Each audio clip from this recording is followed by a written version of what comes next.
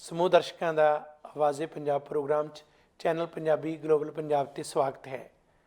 ਸਾਰਿਆਂ ਤੋਂ ਪਹਿਲਾਂ ਆਪ ਸਮੂਹ ਨੂੰ ਕੌਮਾਂਤਰੀ ਮਾਂ ਬੋਲੀ ਦਿਹਾੜੇ ਦੀਆਂ ਬਹੁਤ-ਬਹੁਤ ਮੁਬਾਰਕਾਂ। ਅੰਤਰਰਾਸ਼ਟਰੀ ਪੱਧਰ 'ਤੇ ਯੂਨੈਸਕੋ ਦੇ ਅਨੁਸਾਰ 21 ਫਰਵਰੀ ਨੂੰ ਇਹ ਦਿਹਾੜਾ ਮਨਾਇਆ ਜਾਂਦਾ ਹੈ ਅਤੇ ਦੁਨੀਆ ਭਰ ਦੇ ਵਿੱਚ ਹਰ ਦੇਸ਼ ਦਾ ਵਸਨੀਕ, ਹਰ ਭਾਸ਼ਾ ਦਾ ਬੁਲਾਰਾ ਆਪਣੀ ਮਾਂ ਬੋਲੀ 'ਤੇ ਫਖਰ ਮਹਿਸੂਸ ਕਰਦਾ। ਇਸ ਦਾ ਇੱਕ ਖਾਸ ਇਤਿਹਾਸ ਹੈ। ਇਹ ਕਿਵੇਂ ਸ਼ੁਰੂ ਹੋਇਆ, ਉਸ ਤੋਂ ਬਾਅਦ ਦੁਨੀਆ ਦੇ ਵੱਖ-ਵੱਖ ਦੇਸ਼ਾਂ ਦੇ ਵਿੱਚ ਇਸ ਦਿਹਾੜੇ 'ਤੇ ਕੀ ਉਤਸ਼ਾਹਜਨਕ ਪ੍ਰੋਗਰਾਮ ਕੀਤੇ ਜਾਂਦੇ ਨੇ। ਪੰਜਾਬੀ ਮਾਂ ਬੋਲੀ ਜੋ ਅਸੀਂ ਆਪਣੀ ਮਾਂ ਬੋਲੀ ਵਜੋਂ ਸਤਿਕਾਰਦੇ ਹੋਏ ਉਸ 'ਤੇ ਹਮੇਸ਼ਾ ਫਖਰ ਮਹਿਸੂਸ ਕਰਦੇ ਹਾਂ। ਅੱਜ ਉਸ ਦੀ ਅੰਤਰਰਾਸ਼ਟਰੀ ਪੱਧਰ 'ਤੇ ਕੀ ਸਥਿਤੀ ਹੈ, ਪੰਜਾਬ ਵਿੱਚ ਕੀ ਹਾਲਾਤ ਨੇ ਅਤੇ ਵਿਸ਼ੇਸ਼ ਕਰ ਕੈਨੇਡਾ 'ਚ ਪੰਜਾਬੀ ਦੀ ਕੀ ਸਥਿਤੀ ਹੈ, ਇਹਨਾਂ ਸਾਰੇ ਵਿਸ਼ਿਆਂ ਨੂੰ ਲੈ ਕੇ ਅੱਜ ਦੇ ਪ੍ਰੋਗਰਾਮ 'ਚ ਗੱਲਬਾਤ ਕਰ ਰਹੇ ਹਾਂ। ਸਭ ਤੋਂ ਪਹਿਲਾਂ ਇਹ ਗੱਲਬਾਤ ਦੀ ਸ਼ੁਰੂਆਤ ਗੁਰਪ੍ਰੀਤ ਸਿੰਘ ਹੋਰਾਂ ਨਾਲ ਕਰਦੇ ਹਾਂ, ਜੋ ਕਿ ਅੱਜ ਦੇ ਖਾਸ ਮਹਿਮਾਨ ਨੇ। ਜੀ ਆਇਆਂ ਨੂੰ ਗੁਰਪ੍ਰੀਤ ਸਿੰਘ, ਸਵਾਗਤ ਹੈ ਤੁਹਾਡੇ। ਸ਼ੁਕਰੀਆ ਗੁਰਦਾਸ ਸਿੰਘ ਜੀ, ਤੁਹਾਨੂੰ ਅਤੇ ਤੁਹਾਡੇ ਦਰਸ਼ਕਾਂ ਨੂੰ ਅੰਤਰਰਾਸ਼ਟਰੀ ਮਾਂ ਬੋਲੀ ਦਿਹਾੜੇ ਦੀ ਮੁਬਾਰਕਬਾਦ। ਬਹੁਤ ਬਹੁਤ ਮੁਬਾਰਕਾਂ ਆਪ ਨੂੰ ਅਤੇ ਸਮੂਹ ਸਰੋਤਿਆਂ ਦਰਸ਼ਕਾਂ ਨੂੰ। ਗੁਰਪ੍ਰੀਤ ਸਿੰਘ ਜੀ, ਮਾਂ ਬੋਲੀ ਦਿਹਾੜੇ ਦਾ ਮਨਾਉਣ ਦਾ ਜਿਹੜਾ ਉਪਰਾਲਾ ਸ਼ੁਰੂ ਹੋਇਆ, ਜਿਵੇਂ ਇਸ ਦਾ ਇਤਿਹਾਸ ਹੈ, ਪਿਛੋਕੜ ਹੈ, ਅਸੀਂ ਸ਼ੁਰੂਆਤ ਕਰਦੇ ਹਾਂ, ਥੋੜ੍ਹੀ ਜਿਹੀ ਉਸ 'ਤੇ ਰੌਸ਼ਨੀ ਪਾਇਓ। ਗੱਲ ਇਸ ਤਰ੍ਹਾਂ, ਜਦੋਂ 47 ਦੇ ਵਿੱਚ ਅਸੀਂ ਵੇਖਦੇ ਹਾਂ ਕਿ ਪਾਕਿਸਤਾਨ ਹਿੰਦੁਸਤਾਨ ਵੱਖਰੇ ਵੱਖਰੇ ਹੋ ਗਏ ਜੀ। ਉਸ ਤੋਂ ਬਾਅਦ ਇੱਕ ਦੌਰ ਚੱਲਿਆ ਕਿ ਜਿਹੜਾ ਬੰਗਲਾਦੇਸ਼, ਜਿਹੜਾ ਅਜੋਕੇ ਸਮੇਂ ਦਾ, ਇਹ ਪਾਕਿਸਤਾਨ ਦਾ ਹਿੱਸਾ ਹੁੰਦਾ ਸੀ ਜੀ।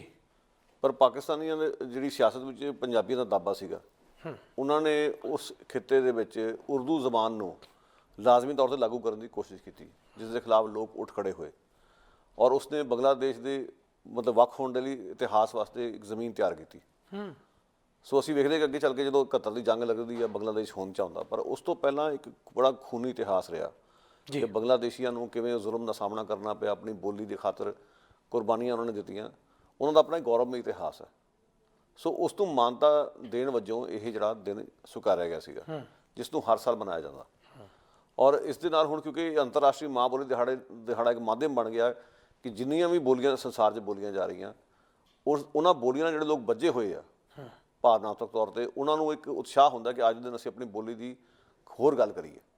ਸੋ ਪੰਜਾਬੀਆਂ ਦੇ ਵਿੱਚ ਵੀ ਉਹ ਮੰਗ ਹੁੰਦੀ ਹੈ ਕਿ ਇਸ ਦਿਨ ਦੇ ਮੌਕੇ 'ਤੇ ਪੰਜਾਬੀ ਜ਼ੁਬਾਨ ਦੀ ਬਿਹਤਰੀ ਲਈ ਕੁਛ ਕੀਤਾ ਜਾਵੇ, ਉਸ ਦੇ ਬਾਰੇ ਗੱਲ ਕੀਤੀ ਜਾਵੇ। ਸੋ ਇਹ ਜਿਹੜਾ ਜ਼ੁਬਾਨ ਦਾ ਮਸਲਾ, ਉਹ ਇਕੱਲਾ ਬੰਗਾਲੀਆਂ ਤੱਕ ਨਾ ਸੀਮਤ ਰਹਿ ਕੇ ਸਾਰੇ ਸੰਸਾਰ ਲਈ ਇੱਕ ਅਰਥ ਭਰਪੂਰ ਹੋ ਨਿਬੜਿਆ। ਔਰ ਮੈਂ ਸਮਝਦਾ ਕੈਨੇਡਾ ਵਿੱਚ ਉਸ ਦੀ ਖਾਸ ਵਾਜਬੀਅਤ ਇਸ ਤਰ੍ਹਾਂ ਬਣਦੀ ਹੈ ਕਿ ਇੱਥੇ ਜਿਹੜੇ ਮੂਲ ਵਾਸੀ ਨੇ, ਇਸ ਦੇਸ਼ ਦੇ ਜੱਦੀ ਬਸਿੰਦੇ, ਜਿਨ੍ਹਾਂ ਨੂੰ ਹਾਸ਼ਿਆਗ੍ਰਸਤ ਕਰ ਦਿੱਤਾ ਗਿਆ, ਉਹਨਾਂ ਦੀਆਂ ਜ਼ੁਬਾਨਾਂ ਖੋਹ ਲਈਆਂ ਗਈਆਂ ਰੈਡਿਸ਼ ਸਕੂਲਾਂ ਦੇ ਰਾਹੀਂ, ਅੱਜ ਉਹਨਾਂ ਜ਼ੁਬਾਨਾਂ ਨੂੰ ਮੁੜ ਸੁਰਜੀਤ ਕਰਨ ਦੀਆਂ ਕੋਸ਼ਿਸ਼ਾਂ ਹੋ ਰਹੀਆਂ। ਸੋ ਉਹਨਾਂ ਲਈ ਤਾਂ ਇਹ ਦਿਨ ਖਾਸ ਮਾਇਨਾ ਰੱਖਦਾ ਕਿ ਜਿਨ੍ਹਾਂ ਦੀਆਂ ਜ਼ੁਬਾਨਾਂ ਹੀ ਖਤਮ ਕਰ ਦਿੱਤੀਆਂ ਗਈਆਂ। ਸੋ ਮੈਂ ਸਮਝਦਾ ਕਿ ਕੈਨੇਡਾ ਦੇ ਲਈ ਵੀ ਅੱਜ ਇਹ ਦਿਨ ਸਾਰਥਕ ਹੈ, ਚਾਹੇ ਇਤਿਹਾਸ ਇਸ ਦਾ ਬੰਗਲਾਦੇਸ਼ ਨਾਲ ਬੱਝਿਆ ਹੋਇਆ। ਪੰਜਾਬੀਆਂ ਲਈ ਵੀ ਸਾਰਥਕ ਹੈ ਕਿਉਂਕਿ ਪੰਜਾਬੀਆਂ ਨੇ ਵੀ ਬਹੁਤ ਕੁਰਬਾਨੀਆਂ ਦੇ ਕੇ ਪੰਜਾਬੀ ਸੂਬਾ ਬਣਾਇਆ, ਪੰਜਾਬੀ ਜ਼ੁਬਾਨ ਦੇ ਲਈ ਲਗਾਤਾਰ ਸੰਘਰਸ਼ ਹੋਏ ਨੇ, ਘੋਲ ਹੋਏ ਨੇ। ਸੋ ਇਸ ਕਰਕੇ ਪੰਜਾਬੀ ਬੋਲੀ ਨਾਲ ਜੁੜੇ ਹੋਏ ਲੋਕ ਇਸ ਗੱਲ ਨੂੰ ਸਮਝਣਗੇ ਕਿ ਅੰਤਰਰਾਸ਼ਟਰੀ ਮਾਂ ਬੋਲੀ ਦਿਹਾੜੇ ਦੀ ਕੀ ਅਹਿਮੀਅਤ ਹੈ। ਤੁਸੀਂ ਬਹੁਤ ਸੋਹਣਾ ਇਤਿਹਾਸ ਦੇ ਪਿਛੋਕੜ ਦੇ ਵਿੱਚ ਜੋ ਜਾਣਕਾਰੀ ਦਿੱਤੀ। ਇੱਕ ਇਹ ਵੀ ਚਰਚਿਤ ਹੈ ਗੱਲ ਕਿ ਜਿਹੜੇ ਮਾਂ ਬੋਲੀ ਦਿਹਾੜੇ ਦੇ 21 ਫਰਵਰੀ ਦੇ ਮਾਨਤਾ ਦੇ ਵਾਸਤੇ ਯਤਨ ਹੋਏ, ਸਰੀ ਨਾਲ ਵੀ ਖਾਸ ਤੌਰ 'ਤੇ ਸੰਬੰਧਿਤ ਨੇ, ਕਿਉਂਕਿ ਇੱਥੋਂ ਦੇ ਵਸਨੀਕ ਵਿਸ਼ੇਸ਼ ਵਿਅਕਤੀ, ਉਹਨਾਂ ਨੇ ਇਸ ਲਈ ਖੁਦ ਸਾਰਾ ਉਪਰਾਲਾ ਕੀਤਾ ਅਤੇ ਇੱਕ ਵੱਡੀ ਭੂਮਿਕਾ ਹੈ। ਸੋ ਅਸੀਂ ਉਸ ਥਾਂ ਤੋਂ ਇਹ ਪ੍ਰੋਗਰਾਮ ਸਰੋਤਿਆਂ ਦਰਸ਼ਕਾਂ ਤੱਕ ਪਹੁੰਚਾ ਰਹੇ ਹਾਂ। ਇੱਕ ਹੋਰ ਵੀ ਵਿਲੱਖਣ ਗੱਲ ਹੈ। ਬਿਲਕੁਲ, ਇਸ ਬਹੁਤ ਖੂਬਸੂਰਤ ਸਬਬ ਹੈ ਕਿ ਸਰੀ ਨਾਲ ਉਹਨਾਂ ਬੰਗਾਲੀ ਲੋਕਾਂ ਦਾ ਸੰਬੰਧ ਰਿਹਾ ਜਿਹੜੇ ਇੱਥੇ ਬਹਿ ਕੇ ਗ੍ਰੇਟਰ ਵੈਂਕੂਵਰ ਇਲਾਕੇ 'ਚ ਜਿਨ੍ਹਾਂ ਨੇ ਲਾਮਬੰਦੀ ਕੀਤੀ। ਉਸ ਦੇ ਚਲਦਿਆਂ ਕੋਸ਼ਿਸ਼ਾਂ ਨੂੰ ਬੂਰ ਪਿਆ ਔਰ ਅੰਤਰਰਾਸ਼ਟਰੀ ਮਾਂ ਬੋਲੀ ਦਿਹਾੜਾ ਸੱਚ ਹੋ ਨਿਬੜਿਆ। ਅੱਜ ਉਹ ਇੱਕ ਜ਼ਰੀਆ, ਜਿਸ ਦੇ ਜ਼ਰੀਏ ਅਸੀਂ ਵੇਖਦੇ ਹਾਂ ਕਿ ਸਾਡੇ ਆਪਣੇ ਭਾਈਚਾਰੇ ਦੇ ਲੋਕ ਇਸ ਦਿਨ 'ਤੇ ਵਿਸ਼ੇਸ਼ ਸਮਾਗਮ ਰੱਖਦੇ ਹੁੰਦੇ ਨੇ। ਖਾਸ ਤੌਰ 'ਤੇ ਪੰਜਾਬੀ ਲੈਂਗੁਏਜ ਐਜੂਕੇਸ਼ਨ ਐਸੋਸੀਏਸ਼ਨ ਵੱਲੋਂ ਕਿੰਨੇ ਸਾਲਾਂ ਤੋਂ ਇਹ ਕੰਮ ਚੱਲਦਾ ਆ ਰਿਹਾ। ਇਸ ਵਾਰ ਵੀ 27 ਤਾਰੀਖ ਨੂੰ ਉਹਨਾਂ ਵੱਲੋਂ ਇੱਕ ਜ਼ੂਮ ਦੇ ਉੱਤੇ ਪ੍ਰੋਗਰਾਮ ਰੱਖਿਆ ਗਿਆ ਆਨਲਾਈਨ, ਜਿਸ ਦੇ ਬਾਰੇ ਬਲਵੰਤ ਸਿੰਘ ਏੜਾ ਤੋਂ ਕੋਈ ਵੀ ਜਾਣਕਾਰੀ ਲੈ ਸਕਦਾ, ਸਾਧੂ ਬ੍ਰਿੰਦ ਤੋਂ ਜਾਣਕਾਰੀ ਲੈ ਸਕਦਾ। ਉਹਨਾਂ ਨੇ ਵੀ ਆਪਣੇ ਇਸ ਮੰਚ ਰਾਹੀਂ ਜਿਹੜਾ ਬੰਗਾਲੀ ਜਿਹੜੇ ਉਹ ਸੀਗੇ ਭਾਈਚਾਰੇ ਦੇ ਲੋਕ, ਉਹਨਾਂ ਨੂੰ ਮੂਹਰੇ ਲਿਆ ਕੇ ਉਹ ਗੱਲ ਨੂੰ ਲੋਕਾਂ ਦੇ ਸਾਹਮਣੇ ਰੱਖਿਆ। ਨਾਲ ਦੀ ਨਾਲ ਮੂਲ ਵਾਸੀਆਂ ਨੂੰ ਵੀ ਉਹਨਾਂ ਨੇ ਆਪਣੇ ਕਲਾਵੇ 'ਚ ਲੈਣ ਦੀ ਕੋਸ਼ਿਸ਼ ਕੀਤੀ ਹੈ। ਸੋ ਇਹ ਸਾਰੀਆਂ ਗੱਲਾਂ ਆਪਸ ਵਿੱਚ ਜੁੜੀਆਂ ਹੋਈਆਂ। ਸੋ ਜਦੋਂ ਅਸੀਂ ਬੋਲੀ ਦੀ ਗੱਲ ਕਰਦੇ ਹਾਂ, ਜਿਵੇਂ ਅਸੀਂ ਇੱਥੇ ਕਹਿੰਦੇ ਨਾ ਕਿ ਕੈਨੇਡਾ ਵਿੱਚ ਕੋਈ ਸਮਾਗਮ ਹੁੰਦਾ, ਇੱਕ ਰਸਮ ਬਣੀ ਹੋਈ ਹੈ, ਅਸੀਂ ਇਸ ਗੱਲ ਨੂੰ ਸਵੀਕਾਰਦੇ ਹਾਂ ਕਿ ਇਹ ਮੂਲ ਵਾਸੀਆਂ ਦੀ ਜੱਦੀ ਧਰਤੀ ਹੈ। ਸੋ ਮੇਰੀ ਆਪਣੀ ਨਿੱਜੀ ਰਾਏ ਦੇ ਵਿੱਚ ਜਦੋਂ ਪੰਜਾਬੀ ਜ਼ੁਬਾਨ ਨੂੰ ਸਮਰਪਿਤ ਕੋਈ ਪ੍ਰੋਗਰਾਮ ਹੋ ਰਿਹਾ ਹੋਵੇ ਜਾਂ ਅੰਤਰਰਾਸ਼ਟਰੀ ਮਾਂ ਬੋਲੀ ਦਿਹਾੜੇ 'ਤੇ ਕੋਈ ਪ੍ਰੋਗਰਾਮ ਹੋ ਰਿਹਾ ਹੋਵੇ, ਇਸ ਸਾਡੀ ਜ਼ਿੰਮੇਵਾਰੀ ਬਣਦੀ ਕਿ ਅਸੀਂ ਇਸ ਗੱਲ ਨੂੰ ਸਵੀਕਾਰੀਏ ਕਿ ਇੱਥੋਂ ਦੀ ਜਿਹੜੀ ਜੱਦੀ ਮੂਲ ਵਾਸੀ ਜ਼ਬਾਨਾਂ ਸੀਗੀਆਂ ਉਹ ਖਤਮ ਕੀਤੀਆਂ ਗਈਆਂ। ਉਹਨਾਂ ਨੂੰ ਮੁੜ ਸੁਰਜੀਤ ਕਰਨ ਲਈ ਜਿਹੜੇ ਯਤਨ ਚੱਲ ਰਹੇ ਨੇ, ਅਸੀਂ ਵੀ ਉਸ ਦੇ ਵਿੱਚ ਬਣਦਾ ਤਿਲ ਫੁੱਲ ਪਾਵਾਂਗੇ। ਇਸ ਦੇ ਲਈ ਅਸੀਂ ਵਚਨਬੱਧ ਹਾਂ। ਇਸ ਤਰ੍ਹਾਂ ਦੀ ਨਿਸ਼ਠਾ ਸਾਨੂੰ ਵਿਖਾਉਣੀ ਪਏਗੀ, ਕਿਉਂਕਿ ਮੂਲ ਵਾਸੀਆਂ ਨਾਲ ਬਹੁਤ ਧੱਕਾ ਹੋਇਆ। ਰੈਡੀਸ਼ਨ ਸਕੂਲਾਂ ਦੇ ਰਾਹੀਂ ਜਿਹੜੇ ਬੱਚੇ ਉੱਥੇ ਵੇਖੋ ਆਉਂਦੇ ਸੀ, ਉਹਨਾਂ ਨੂੰ ਮਾਂ ਬੋਲੀ 'ਚ ਗੱਲ ਕਰਨ ਤੋਂ ਰੋਕਿਆ ਜਾਂਦਾ ਸੀ। ਜਿਹੜੇ ਮਾਂ ਬੋਲੀ 'ਚ ਗੱਲ ਕਰਦੇ ਸੀ ਉਹਨਾਂ ਨੂੰ ਬਹੁਤ ਸਖਤ ਸਜ਼ਾਵਾਂ ਦਿੱਤੀਆਂ ਗਈਆਂ। ਕਈਆਂ ਦੇ ਜਿਹਨੂੰ ਕਹਿੰਦੇ ਕਿ ਆਪਣਾ ਜ਼ੁਬਾਨਾਂ ਕੱਟ ਦਿੱਤੀਆਂ ਗਈਆਂ। ਸੋ ਇਸ ਕਿਸਮ ਦੀਆਂ ਗੱਲਾਂ ਹੁੰਦੀਆਂ ਰਹੀਆਂ ਮੂਲ ਵਾਸੀਆਂ ਦੇ ਨਾਲ। ਸੋ ਅੱਜ ਕਿੰਨੀਆਂ ਹੀ ਜ਼ੁਬਾਨਾਂ ਉਹਨਾਂ ਦੀਆਂ ਲੁਪਤ ਹੁੰਦੀਆਂ ਜਾ ਰਹੀਆਂ। ਉਹਨਾਂ ਨੂੰ ਮੁੜ ਸੁਰਜੀਤ ਕਰਨਾ ਹੁਣ ਇੱਥੋਂ ਦੀ ਸਰਕਾਰ ਦਾ ਤਾਂ ਫਰਜ਼ ਹੈ ਹੀ, ਸਾਡੇ ਵਰਗੇ ਲੋਕਾਂ ਦਾ ਫਰਜ਼ ਬਣਦਾ ਕਿ ਅਸੀਂ ਉਹਨਾਂ ਦੇ ਨਾਲ ਮੋਢੇ ਨਾਲ ਮੋਢਾ ਲਾ ਕੇ ਉਹਨਾਂ ਦੀ ਮਦਦ ਕਰੀਏ। ਇਹ ਬਹੁਤ ਦੁਖਦਾਈ ਪਹਿਲੂ ਵੀ ਹੈ ਕਿ ਜਦੋਂ ਅਸੀਂ ਦੇਖਦੇ ਹਾਂ ਕਿ ਇੱਥੋਂ ਦੇ ਮੂਲ ਵਸਨੀਕਾਂ ਨਾਲ ਜਿਵੇਂ ਜ਼ਬਰਦਸਤੀਆਂ ਹੋਈਆਂ, ਧੱਕੇ ਹੋਏ, ਜਾਂ ਉਹਨਾਂ ਦੀ ਨਸਲਕੁਸ਼ੀ ਜਿਸ ਕਿਸਮ ਦੀ ਹੋਈ, ਉਸ ਦੇ ਵਿੱਚ ਭਾਸ਼ਾਈ ਪੱਧਰ 'ਤੇ, ਵਿਰਾਸਤ ਪੱਧਰ 'ਤੇ ਬੜਾ ਕੁਝ ਹੋਇਆ। ਜਦੋਂ ਅਸੀਂ ਇਸ ਗੱਲ ਨੂੰ ਪੰਜਾਬ ਦੀ ਧਰਤੀ 'ਤੇ ਲੈ ਕੇ ਜਾਂਦੇ ਹਾਂ, ਪੰਜਾਬੀ ਸੂਬੇ ਦੀ ਵੰਡ ਹੋਈ, ਪੰਜਾਬੀ ਸੂਬਾ ਜ਼ੁਬਾਨ ਦੇ ਆਧਾਰ 'ਤੇ ਬਣਿਆ, ਪਰ ਉਸ ਤੋਂ ਪਹਿਲਾਂ ਜਦੋਂ ਇਸ ਦੇ ਲਈ ਸੰਘਰਸ਼ ਸ਼ੁਰੂ ਹੋਇਆ ਦੇਸ਼ ਦੀ ਵੰਡ ਤੋਂ ਬਾਅਦ, ਉਸ ਵੇਲੇ ਇੱਕ ਖਾਸ ਵਰਗ ਨੇ ਆਪਣੀ ਜ਼ੁਬਾਨ ਨੂੰ ਇਸ ਗੱਲ ਤੋਂ ਮੁਨਕਰ ਹੋ ਕੇ ਪੰਜਾਬੀ ਲਿਖਾਉਣ ਦੀ ਥਾਂ 'ਤੇ ਹਿੰਦੀ ਲਿਖਾਈ ਅਤੇ ਇੱਕ ਦੂਰੀ ਪੈਦਾ ਹੋਈ। ਇਸ ਬਾਰੇ ਜ਼ਰੂਰ ਗੱਲਬਾਤ ਕਰਿਓ। ਵੇਖੋ, ਬਹੁਤ ਹੀ ਦੁਖਦਾਈ ਇੱਕ ਪਹਿਲੂ ਹੈ ਇਤਿਹਾਸ ਦਾ ਕਿ ਜਿਹੜੀ ਪੰਜਾਬੀ ਜ਼ੁਬਾਨ ਪੰਜਾਬੀਆਂ ਦੀ, ਉਸ ਨੂੰ ਲਾਗੂ ਕਰਵਾਉਣ ਲਈ ਪੰਜਾਬੀ ਜ਼ੋਰ ਲਾ ਰਹੇ ਸੀ। ਪਹਿਲੀ ਗੱਲ ਤਾਂ ਕੇਂਦਰ ਨੇ ਧੱਕਾ ਇਹ ਕੀਤਾ ਕਿ ਜਦੋਂ ਭਾਸ਼ਾਵਾਂ ਦੇ ਆਧਾਰ 'ਤੇ ਰਾਜ ਬਣਾਏ ਜਾ ਰਹੇ ਸੀ ਤੇ ਪੰਜਾਬ ਨਾਲ ਧੱਕਾ ਕੀਤਾ ਗਿਆ। ਪੰਜਾਬ ਵਿੱਚ ਪੰਜਾਬੀ ਬਾਰੇ ਇਹ ਬਣਾਇਆ ਗਿਆ, ਧਾਰਨਾ ਬਣਾਈ ਗਈ ਕਿ ਪੰਜਾਬੀ ਤਾਂ ਪੋਪੂਲਰ ਹੀ ਹੈ ਨਹੀਂ। ਮੁੱਖ ਤੌਰ 'ਤੇ ਲੋਕ ਦੇਵਨਾਗਰੀ ਲਿਪੀ 'ਚ ਲਿਖਦੇ ਨੇ ਜਾਂ ਫਾਰਸੀ 'ਚ ਲਿਖਦੇ ਨੇ। ਗੁਰਮੁਖੀ ਨੂੰ ਲਿਖਣ ਜਾਂ ਵਰਤਣ ਵਾਲਿਆਂ ਦੀ ਗਿਣਤੀ ਬਹੁਤ ਘੱਟ ਕੱਢੀ ਗਈ। ਉਹਦਾ ਕਾਰਨ ਇਹ ਵੀ ਸੀ ਕਿ ਸਿੱਖ ਵੈਸੇ ਮਿਨੋਰਟੀ 'ਚ ਸੀਗੇ, ਜ਼ਿਆਦਾ ਸਿੱਖ ਭਾਈਚਾਰੇ ਦੇ ਲੋਕ ਹੀ ਵਰਤ ਰਹੇ ਸੀ ਇਸ ਚੀਜ਼ ਨੂੰ। ਹਾਲਾਂਕਿ ਇਹ ਗੱਲ ਸਿੱਧ ਹੋ ਚੁੱਕੀ ਹੈ ਟੈਕਨੀਕਲੀ ਵੀ ਔਰ ਵਿਗਿਆਨਿਕ ਢੰਗ ਨਾਲ ਵੀ ਕਿ ਪੰਜਾਬੀ ਜ਼ੁਬਾਨ ਦੀ ਵਰਤੋਂ ਦੇ ਲਈ ਗੁਰਮੁਖੀ ਲਿਪੀ ਹੀ ਜਿਹੜੀ ਹੈ ਵਾਜਬ ਲਿਪੀ ਹੈ। ਬਿਲਕੁਲ, ਕਿਸੇ ਹੋਰ ਲਿਪੀ ਵਿੱਚ ਉਹ ਗੱਲ ਨਹੀਂ ਬਣਦੀ। ਬਿਲਕੁਲ, ਜਿਹੜੇ ਹੁਣ ਲੋਕਾਂ ਨੂੰ ਸ਼ਾਇਦ ਪਤਾ ਹੋਊਗਾ ਹਿੰਦੀ 'ਚ ਵੀ ਗੁਟਕੇ ਛਪਦੇ ਹੁੰਦੇ ਆ ਦੇਵਨਾਗਰੀ 'ਚ, ਔਰ ਜਦੋਂ ਉਹਨੂੰ ਕੋਈ ਪੜ੍ਹਦਾ ਨਾ ਤੇ ਜਲੂਸ ਕੱਢ ਦਿੰਦਾ ਪਾਣੀ ਦਾ, ਜੇ ਕੋਈ ਸੁਣ ਕੇ ਵੇਖੇ ਤਾਂ। ਬਿਲਕੁਲ, ਮਤਲਬ ਬੜੀ ਹਾਸੋਹੀਣੀਆਂ ਜਿਹੀਆਂ ਗੱਲਾਂ ਹੁੰਦੀਆਂ। ਸੋ ਇਸ ਕਰਕੇ ਇਹ ਇਸ ਤਰ੍ਹਾਂ ਦਾ ਕੰਮ ਨਾ ਹੋਵੇ ਤਾਂ ਜਿਹੜੀ ਸਹੀ ਸਕ੍ਰਿਪਟ ਹੈ, ਜਿਹੜੀ ਸਹੀ ਲਿਪੀ ਜਿਸ ਤਰੀਕੇ ਨਾਲ ਉਸਦੀ ਜਿਸ ਨੂੰ ਘੜਿਆ ਗਿਆ ਪੰਜਾਬੀ ਦੀ ਸੁਚੱਜੇ ਢੰਗ ਨਾਲ ਵਰਤੋਂ ਵਾਸਤੇ, ਉਸ ਦੇ ਉੱਤੇ ਹੀ ਗੱਲ ਤਵੱਜੋ ਹੋਣੀ ਚਾਹੀਦੀ। ਸੋ ਉਸ ਨਾਤੇ ਇੱਕ ਬੇਚੈਨੀ ਵੀ ਸੀ ਕਿ ਸਿੱਖ ਭਾਈਚਾਰੇ ਦੀ ਅੱਡਰੀ ਪਛਾਣ ਦਾ ਮਸਲਾ ਵੀ ਸੀਗਾ। ਵੰਡ ਤੋਂ ਪਿੱਛੋਂ ਇਹ ਵੀ ਝਾਂਸਾ ਦਿੱਤਾ ਗਿਆ ਸੀ ਵੰਡ ਤੋਂ ਪਹਿਲਾਂ ਕਿ ਵੀ ਅਸੀਂ ਤੁਹਾਨੂੰ ਇੱਕ ਇਹੋ ਜਿਹਾ ਖਿੱਤਾ ਦੇਵਾਂਗੇ ਉੱਤਰ ਭਾਰਤ 'ਚ, ਤੁਸੀਂ ਆਜ਼ਾਦੀ ਦਾ ਨਿਕ ਬਣ ਸਕੋਗੇ। ਉਹ ਗੱਲਾਂ ਤਾਂ ਹੋਈਆਂ ਨਹੀਂ ਗਈਆਂ। ਫਿਰ ਅਖੀਰ ਲੈ ਦੇ ਕੇ ਇਹੀ ਸੀ ਕਿ ਪੰਜਾਬੀ ਸੂਬਾ ਘੱਟੋ ਘੱਟ ਮਿਲੇ। ਔਰ ਜ਼ਿਆਦਤੀ ਇਹ ਵੇਖੋ ਕਿ ਪਹਿਲਾਂ ਤਾਂ ਪੰਜਾਬੀ ਸੂਬੇ ਦੇ ਬਣਤਰ ਵਿੱਚ ਦੇਰੀ, ਕਮਿਸ਼ਨ ਬਣਾਇਆ ਗਿਆ ਅਤੇ ਇਸ ਮੁੱਦੇ ਨੂੰ ਅੱਖੋਂ ਪਰੋਖੇ ਕੀਤਾ ਗਿਆ। ਫਿਰ ਜੇ ਪੰਜਾਬੀ ਸੂਬੇ ਦੀ ਬਣਤਰ ਲਈ ਲੋਕਾਂ ਨੇ ਸੰਘਰਸ਼ ਵਿੱਢਿਆ ਤਾਂ ਪੰਜਾਬੀ ਸੂਬੇ ਦੇ ਨਾਅਰੇ ਦੇ ਪਾਬੰਦੀ ਲਾ ਦਿੱਤੀ ਗਈ। ਫਿਰ ਉਸ ਸੰਘਰਸ਼ ਦੇ ਵੇਲੇ ਇੰਦਰਜੀਤ ਸਿੰਘ ਕਰਨਾਲ ਵਰਗੇ ਨਿੱਕੇ ਬੱਚੇ ਦੀ ਮੌਤ ਹੁੰਦੀ ਹੈ, ਜਿਹੜਾ ਪ੍ਰੋਟੈਸਟਰ ਸੀਗਾ। ਸੋ ਕਿੰਨੇ ਲੋਕਾਂ ਨੇ ਗ੍ਰਿਫਤਾਰੀਆਂ ਦਿੱਤੀਆਂ, ਔਰ ਫਿਰ ਦਰਬਾਰ ਸਾਹਿਬ ਦੇ ਪੁਲਿਸ ਦਾ ਹਮਲਾ ਹੋਇਆ। ਬਿਲਕੁਲ, ਔਰ ਅੱਗੇ ਚੱਲ ਕੇ ਦਰਸ਼ਨ ਸਿੰਘ ਫੇਰੂਮਾਨ ਵਰਗੇ ਵੀ ਸ਼ਹੀਦੀ ਪਾ ਗਏ। ਸੋ ਇੱਕ ਲੰਮੀ ਕਤਾਰ ਹੈ, ਇੱਕ ਪੂਰਾ ਇਤਿਹਾਸ ਹੈ ਸ਼ਹੀਦੀਆਂ ਦਾ ਅਤੇ ਗ੍ਰਿਫਤਾਰੀਆਂ ਦਾ। ਸੋ ਮੈਂ ਸਮਝਦਾ ਜਿਹੜੇ ਪੰਜਾਬੀ ਜ਼ੁਬਾਨ ਦੇ ਲਈ ਅਸੀਂ ਗੱਲਾਂ ਕਰਦੇ ਕੈਨੇਡਾ ਵਿੱਚ ਬਹਿ ਕੇ, ਜਿਹੜੇ ਬੰਗਾਲੀ ਸੱਭਿਆਚਾਰ ਨਾਲ ਬੜਾ ਉਹਨਾਂ ਦਾ ਮੇਲ ਮਿਲਾਪ ਹੈ ਕਿ ਚਲੋ ਚੰਗੀ ਗੱਲ ਹੈ, ਹੋਣਾ ਵੀ ਚਾਹੀਦਾ, ਪਰ ਜਿਹੜਾ ਆਹ ਵਾਲਾ ਗੌਰਵਮਈ ਇਤਿਹਾਸ ਹੈ ਇਸ ਨੂੰ ਇਸ ਕਰਕੇ ਅੱਖੋਂ ਪਰੋਖੇ ਕਰਦੇ ਹੋ ਕਿ ਕਿਉਂਕਿ ਇਸ ਦੇ ਵਿੱਚ ਸਿੱਖ ਲੀਡਰਸ਼ਿਪ ਭਾਰੂ ਰਹੀ ਹੈ ਜਾਂ ਸਿੱਖਾਂ ਦੀ ਕੰਟਰੀਬਿਊਸ਼ਨ ਵੱਧ ਸੀਗੀ। ਮੇਰਾ ਖਿਆਲ ਇਹ ਜ਼ਿਆਦਤੀ ਹੈ, ਕਿਉਂਕਿ ਇਹ ਸਮੁੱਚਾ ਪੰਜਾਬੀਆਂ ਦਾ ਸਾਂਝਾ ਮਸਲਾ ਸੀਗਾ। ਅੱਜ ਵੇਖੋ, ਚਾਹੇ ਝੂਠੇ ਮੂੰਹ ਬੀਜੇਪੀ ਵੀ ਕਹਿਣ ਲੱਗ ਪਈ ਆ ਕਿ ਪੰਜਾਬੀ ਸਾਡੀ ਮਾਂ ਬੋਲੀ ਹੈ, ਚਾਹੇ ਝੂਠੇ ਮੂੰਹ ਕਹਿ ਰਹੀ, ਸਾਨੂੰ ਪਤਾ ਇਸ ਗੱਲ ਦਾ। ਜਿਹੜੀ ਪਾਰਟੀ ਹਿੰਦੁਸਤਾਨ 'ਚ ਵਿਸ਼ਵਾਸ ਕਰਦੀ ਹੋਵੇ, ਉਹ ਤੁਸੀਂ ਕਿਵੇਂ ਵਿਸ਼ਵਾਸ ਕਰ ਲਾਂਗੇ ਕਿ ਉਹ ਵਾਕਈ ਹੀ ਪੰਜਾਬੀ ਲਈ ਉਹਨਾਂ ਦੇ ਮਨ 'ਚ ਕੋਈ ਨਿੱਘ ਜਾਂ ਸਨੇਹ ਹੈ। ਇੱਥੋਂ ਤੱਕ ਕਿ ਪੰਜਾਬ ਦੇ ਕਈ ਸਕੂਲਾਂ ਦੇ ਵਿੱਚ ਪੰਜਾਬੀ ਜ਼ੁਬਾਨ ਬੋਲਣ 'ਤੇ ਰੋਕਾਂ ਲੱਗੀਆਂ ਹੋਈਆਂ। ਪੰਜਾਬ ਦੇ ਕਈ ਪਾਰਕਾਂ ਵਿੱਚ ਮੈਂ ਆਪਣੀ ਅੱਖੀਂ ਵੇਖਿਆ ਦੇਵਨਾਗਰੀ ਹਿੰਦੀ 'ਚ ਬੋਰਡ ਲੱਗੇ ਹੋਏ ਜਿਹੜੇ ਮੂੰਹ ਚੜਾਉਂਦੇ ਤੁਹਾਡੀ ਜ਼ੁਬਾਨ ਦਾ। ਸੋ ਇਹ ਜਿਹੜਾ ਟ੍ਰੈਂਡ ਚੱਲ ਰਿਹਾ, ਇਹ ਦੱਸਦਾ ਹੈ ਕਿ ਅਜੇ ਵੀ ਬਹੁਤ ਕੁਝ ਕਰਨ ਵਾਲਾ, ਔਰ ਇਹ ਤਾਂ ਹੀ ਹੋਏਗਾ ਜੇ ਅਸੀਂ ਉਸ ਇਤਿਹਾਸ ਨੂੰ ਸਮਝ ਕੇ ਉਹਨਾਂ ਤਾਕਤਾਂ ਦੀ ਨਿਸ਼ਾਨਦੇਹੀ ਕਰੀ ਜਿਨ੍ਹਾਂ ਨੇ ਮਿੱਥ ਕੇ ਕੀਤਾ ਸੀ ਕਿ ਆਪਣੀ ਜ਼ੁਬਾਨ ਹਿੰਦੀ ਲਿਖਾਓ। ਅੱਜ ਵੀ ਉਹੀ ਕੁਝ ਕਰ ਰਹੀਆਂ ਨੇ। ਸੋ ਇਹ ਬਹੁਤ ਇੱਕ ਦੁਖਦਾਈ ਪਹਿਲੂ ਹੈ, ਔਰ ਮੈਂ ਸਮਝਦਾ ਉਸ ਦੇ ਨਾਲ ਇੱਕ ਦੂਰੀ ਪੈਦਾ ਹੋਈ ਸੀ ਜਿਹੜੀ ਲਗਾਤਾਰ ਵੱਧਦੀ ਹੀ ਜਾ ਰਹੀ ਹੈ, ਘਟਣ ਦੀ ਥਾਂ 'ਤੇ। ਸੋ ਇਸ ਨੂੰ ਮਿਟਾਉਣ ਲਈ ਜ਼ਰੂਰੀ ਹੈ ਕਿ ਪੰਜਾਬੀ ਜ਼ੁਬਾਨ ਨਾਲ ਇੱਕ ਤੁਹਾਡਾ ਪਿਆਰ ਹੋਣਾ ਚਾਹੀਦਾ। ਇਹ ਕਿਸੇ ਇੱਕ ਫਿਰਕੇ, ਕਿਸ ਧਰਮ ਦੀ ਜ਼ੁਬਾਨ ਨਹੀਂ, ਇਹ ਸਮੁੱਚੇ ਪੰਜਾਬੀ ਦੀ ਜ਼ੁਬਾਨ ਹੈ। ਬੜੇ ਸੁਲਝੇ ਅਤੇ ਬੜੇ ਵਿਸਤ੍ਰਿਤ ਢੰਗ ਦੇ ਨਾਲ ਪੰਜਾਬੀ ਬੋਲੀ ਦੇ ਇਤਿਹਾਸ, ਅੰਤਰਰਾਸ਼ਟਰੀ ਮਾਂ ਬੋਲੀ ਦਿਹਾੜੇ 'ਤੇ ਵੱਖ-ਵੱਖ ਬੋਲੀਆਂ ਦੇ ਪਹਿਲੂਆਂ ਤੋਂ ਜੋ ਇਹ ਸੁਣੇ ਤੁਸੀਂ, ਇਸ ਦੇ ਵਿੱਚੋਂ ਇੱਕ ਗੱਲ ਗੌਰ ਕਰਨ ਵਾਲੀ ਹੈ ਕਿ ਫਖਰ ਨਾਲ ਆਪਣੀ ਜ਼ੁਬਾਨ ਪੰਜਾਬੀ ਅਸੀਂ ਇਹ ਬੋਲਿਆ ਕਰੀਏ, ਇਸ ਦਾ ਮਾਣ ਵਧਾਈਏ। ਲਿਖਣ ਲਈ ਗੁਰਮੁਖੀ ਲਿਪੀ ਇਸ ਦੀ ਬਿਲਕੁਲ ਢੁਕਵੀਂ ਹੈ ਅਤੇ ਇਸ ਦੇ ਵਿੱਚ ਦੋ ਰਾਵਾਂ ਨਹੀਂ ਤੇ ਸੱਚਾਈ ਹੈ ਕਿ ਬੋਲੀ ਲਿਪੀ ਸਾਡੀ ਗੁਰਮੁਖੀ ਪੰਜਾਬੀ ਦੀ ਜਾਨ, ਇਹੋ ਲਿਪੀ ਢੁਕਵੀਂ ਜਿਉਂ ਕਲਬੂਤ 'ਚ ਜਾਨ। ਕਲਬੂਤ 'ਚ ਜਿਵੇਂ ਜਾਨ ਹੈ, ਇਹ ਇਸੇ ਤਰ੍ਹਾਂ ਢੁਕਵੀਂ ਹੈ, ਕਿਉਂਕਿ ਜੇ ਤੁਸੀਂ ਦੇਵਨਾਗਰੀ 'ਚ ਲਿਖਦੇ ਹੋ, ਸ਼ਾਹਮੁਖੀ 'ਚ ਲਿਖਦੇ ਹੋ, ਜਾਂ ਜਿਨ੍ਹਾਂ ਨੂੰ ਅਸੀਂ ਅਲੱਗ-ਅਲੱਗ ਹੋਰ ਲਿਪੀਆਂ ਨਾਲ ਜੋੜਦੇ ਹਾਂ, ਸ਼ਬਦਾਂ ਦਾ ਉਚਾਰਨ ਬਿਲਕੁਲ ਸਹੀ ਨਹੀਂ ਹੋ ਸਕਦਾ। ਸ਼ਬਦਾਂ ਲਈ ਜਿੰਨੇ ਵਰਤੋਂ ਦੇ ਵਾਸਤੇ ਉਹਨਾਂ ਦੇ ਵਾਸਤੇ ਅਲੱਗ-ਅਲੱਗ ਅੱਖਰ ਨੇ, ਉਹ ਨਹੀਂ ਮਿਲਦੇ। ਪਰ ਇਸ ਗੱਲ ਨੂੰ ਸੀਮਤ ਸੋਚ ਦੇ ਵਿੱਚ ਬੰਦ ਕਰ ਦਿੱਤਾ ਗਿਆ। ਜੇ ਅਸੀਂ ਸੰਘਰਸ਼ ਦੀ ਗੱਲ ਕਰੀਏ, ਇਹ ਸੱਚ ਹੈ ਕਿ ਗੁਰਮੁਖੀ ਦੇ ਵਿੱਚ ਗੁਰੂ ਗ੍ਰੰਥ ਸਾਹਿਬ ਸਾਡੇ ਸੁਭਾਗ ਹੈ ਕਿ ਉਹ ਵਿਦਵਾਨ ਨੇ, ਪਰ ਇਸ ਦਾ ਮਤਲਬ ਇਹ ਨਹੀਂ ਕਿ ਅਸੀਂ ਇਸ ਤਰੀਕੇ ਨਾਲ ਸੋਚੀਏ ਕਿ ਹੁਣ ਅਸੀਂ ਇਸ ਭਾਸ਼ਾ ਨੂੰ ਕੇਵਲ ਕਿਸੇ ਖਾਸ ਫਿਰਕੇ ਤੱਕ ਸੀਮਤ ਕਰਕੇ ਉਸ ਦੇ ਪ੍ਰਤੀ ਇੱਕ ਦੂਰੀ ਸਥਾਪਿਤ ਕਰੀਏ। ਇਹ ਹੋਛਾਪਣ ਹੈ, ਕਿਉਂਕਿ ਹਰ ਪੰਜਾਬੀ ਪੰਜਾਬ ਦੀ ਧਰਤੀ 'ਤੇ ਹੈ ਜਿਹੜਾ, ਚਾਹੇ ਉਹ ਪੰਜਾਬ ਪਾਕਿਸਤਾਨ ਦੇ ਵਿੱਚ ਹੈ, ਚਾਹੇ ਪੰਜਾਬ ਜਿਹੜਾ ਹੈ ਭਾਰਤ ਦੇ ਵਿੱਚ ਹੈ, ਉਹਦੀ ਜ਼ੁਬਾਨ ਪੰਜਾਬੀ ਹੈ ਤੇ ਬੋਲ ਰਹੇ ਨੇ। ਇਹ ਰਾਜਸੀ ਖੇਤਰ ਦੀਆਂ ਸਮੱਸਿਆਵਾਂ ਨੇ, ਪਰ ਇਹਨਾਂ ਸਮੱਸਿਆਵਾਂ ਦੇ ਨਾਲ ਜਦੋਂ ਸਾਡੇ ਵਿਦਵਾਨ ਜੁੜ ਜਾਂਦੇ ਨੇ ਤਾਂ ਫਿਰ ਹੋਰ ਵੀ ਹੋਛਾਪਣ ਲੱਗਦਾ ਹੈ।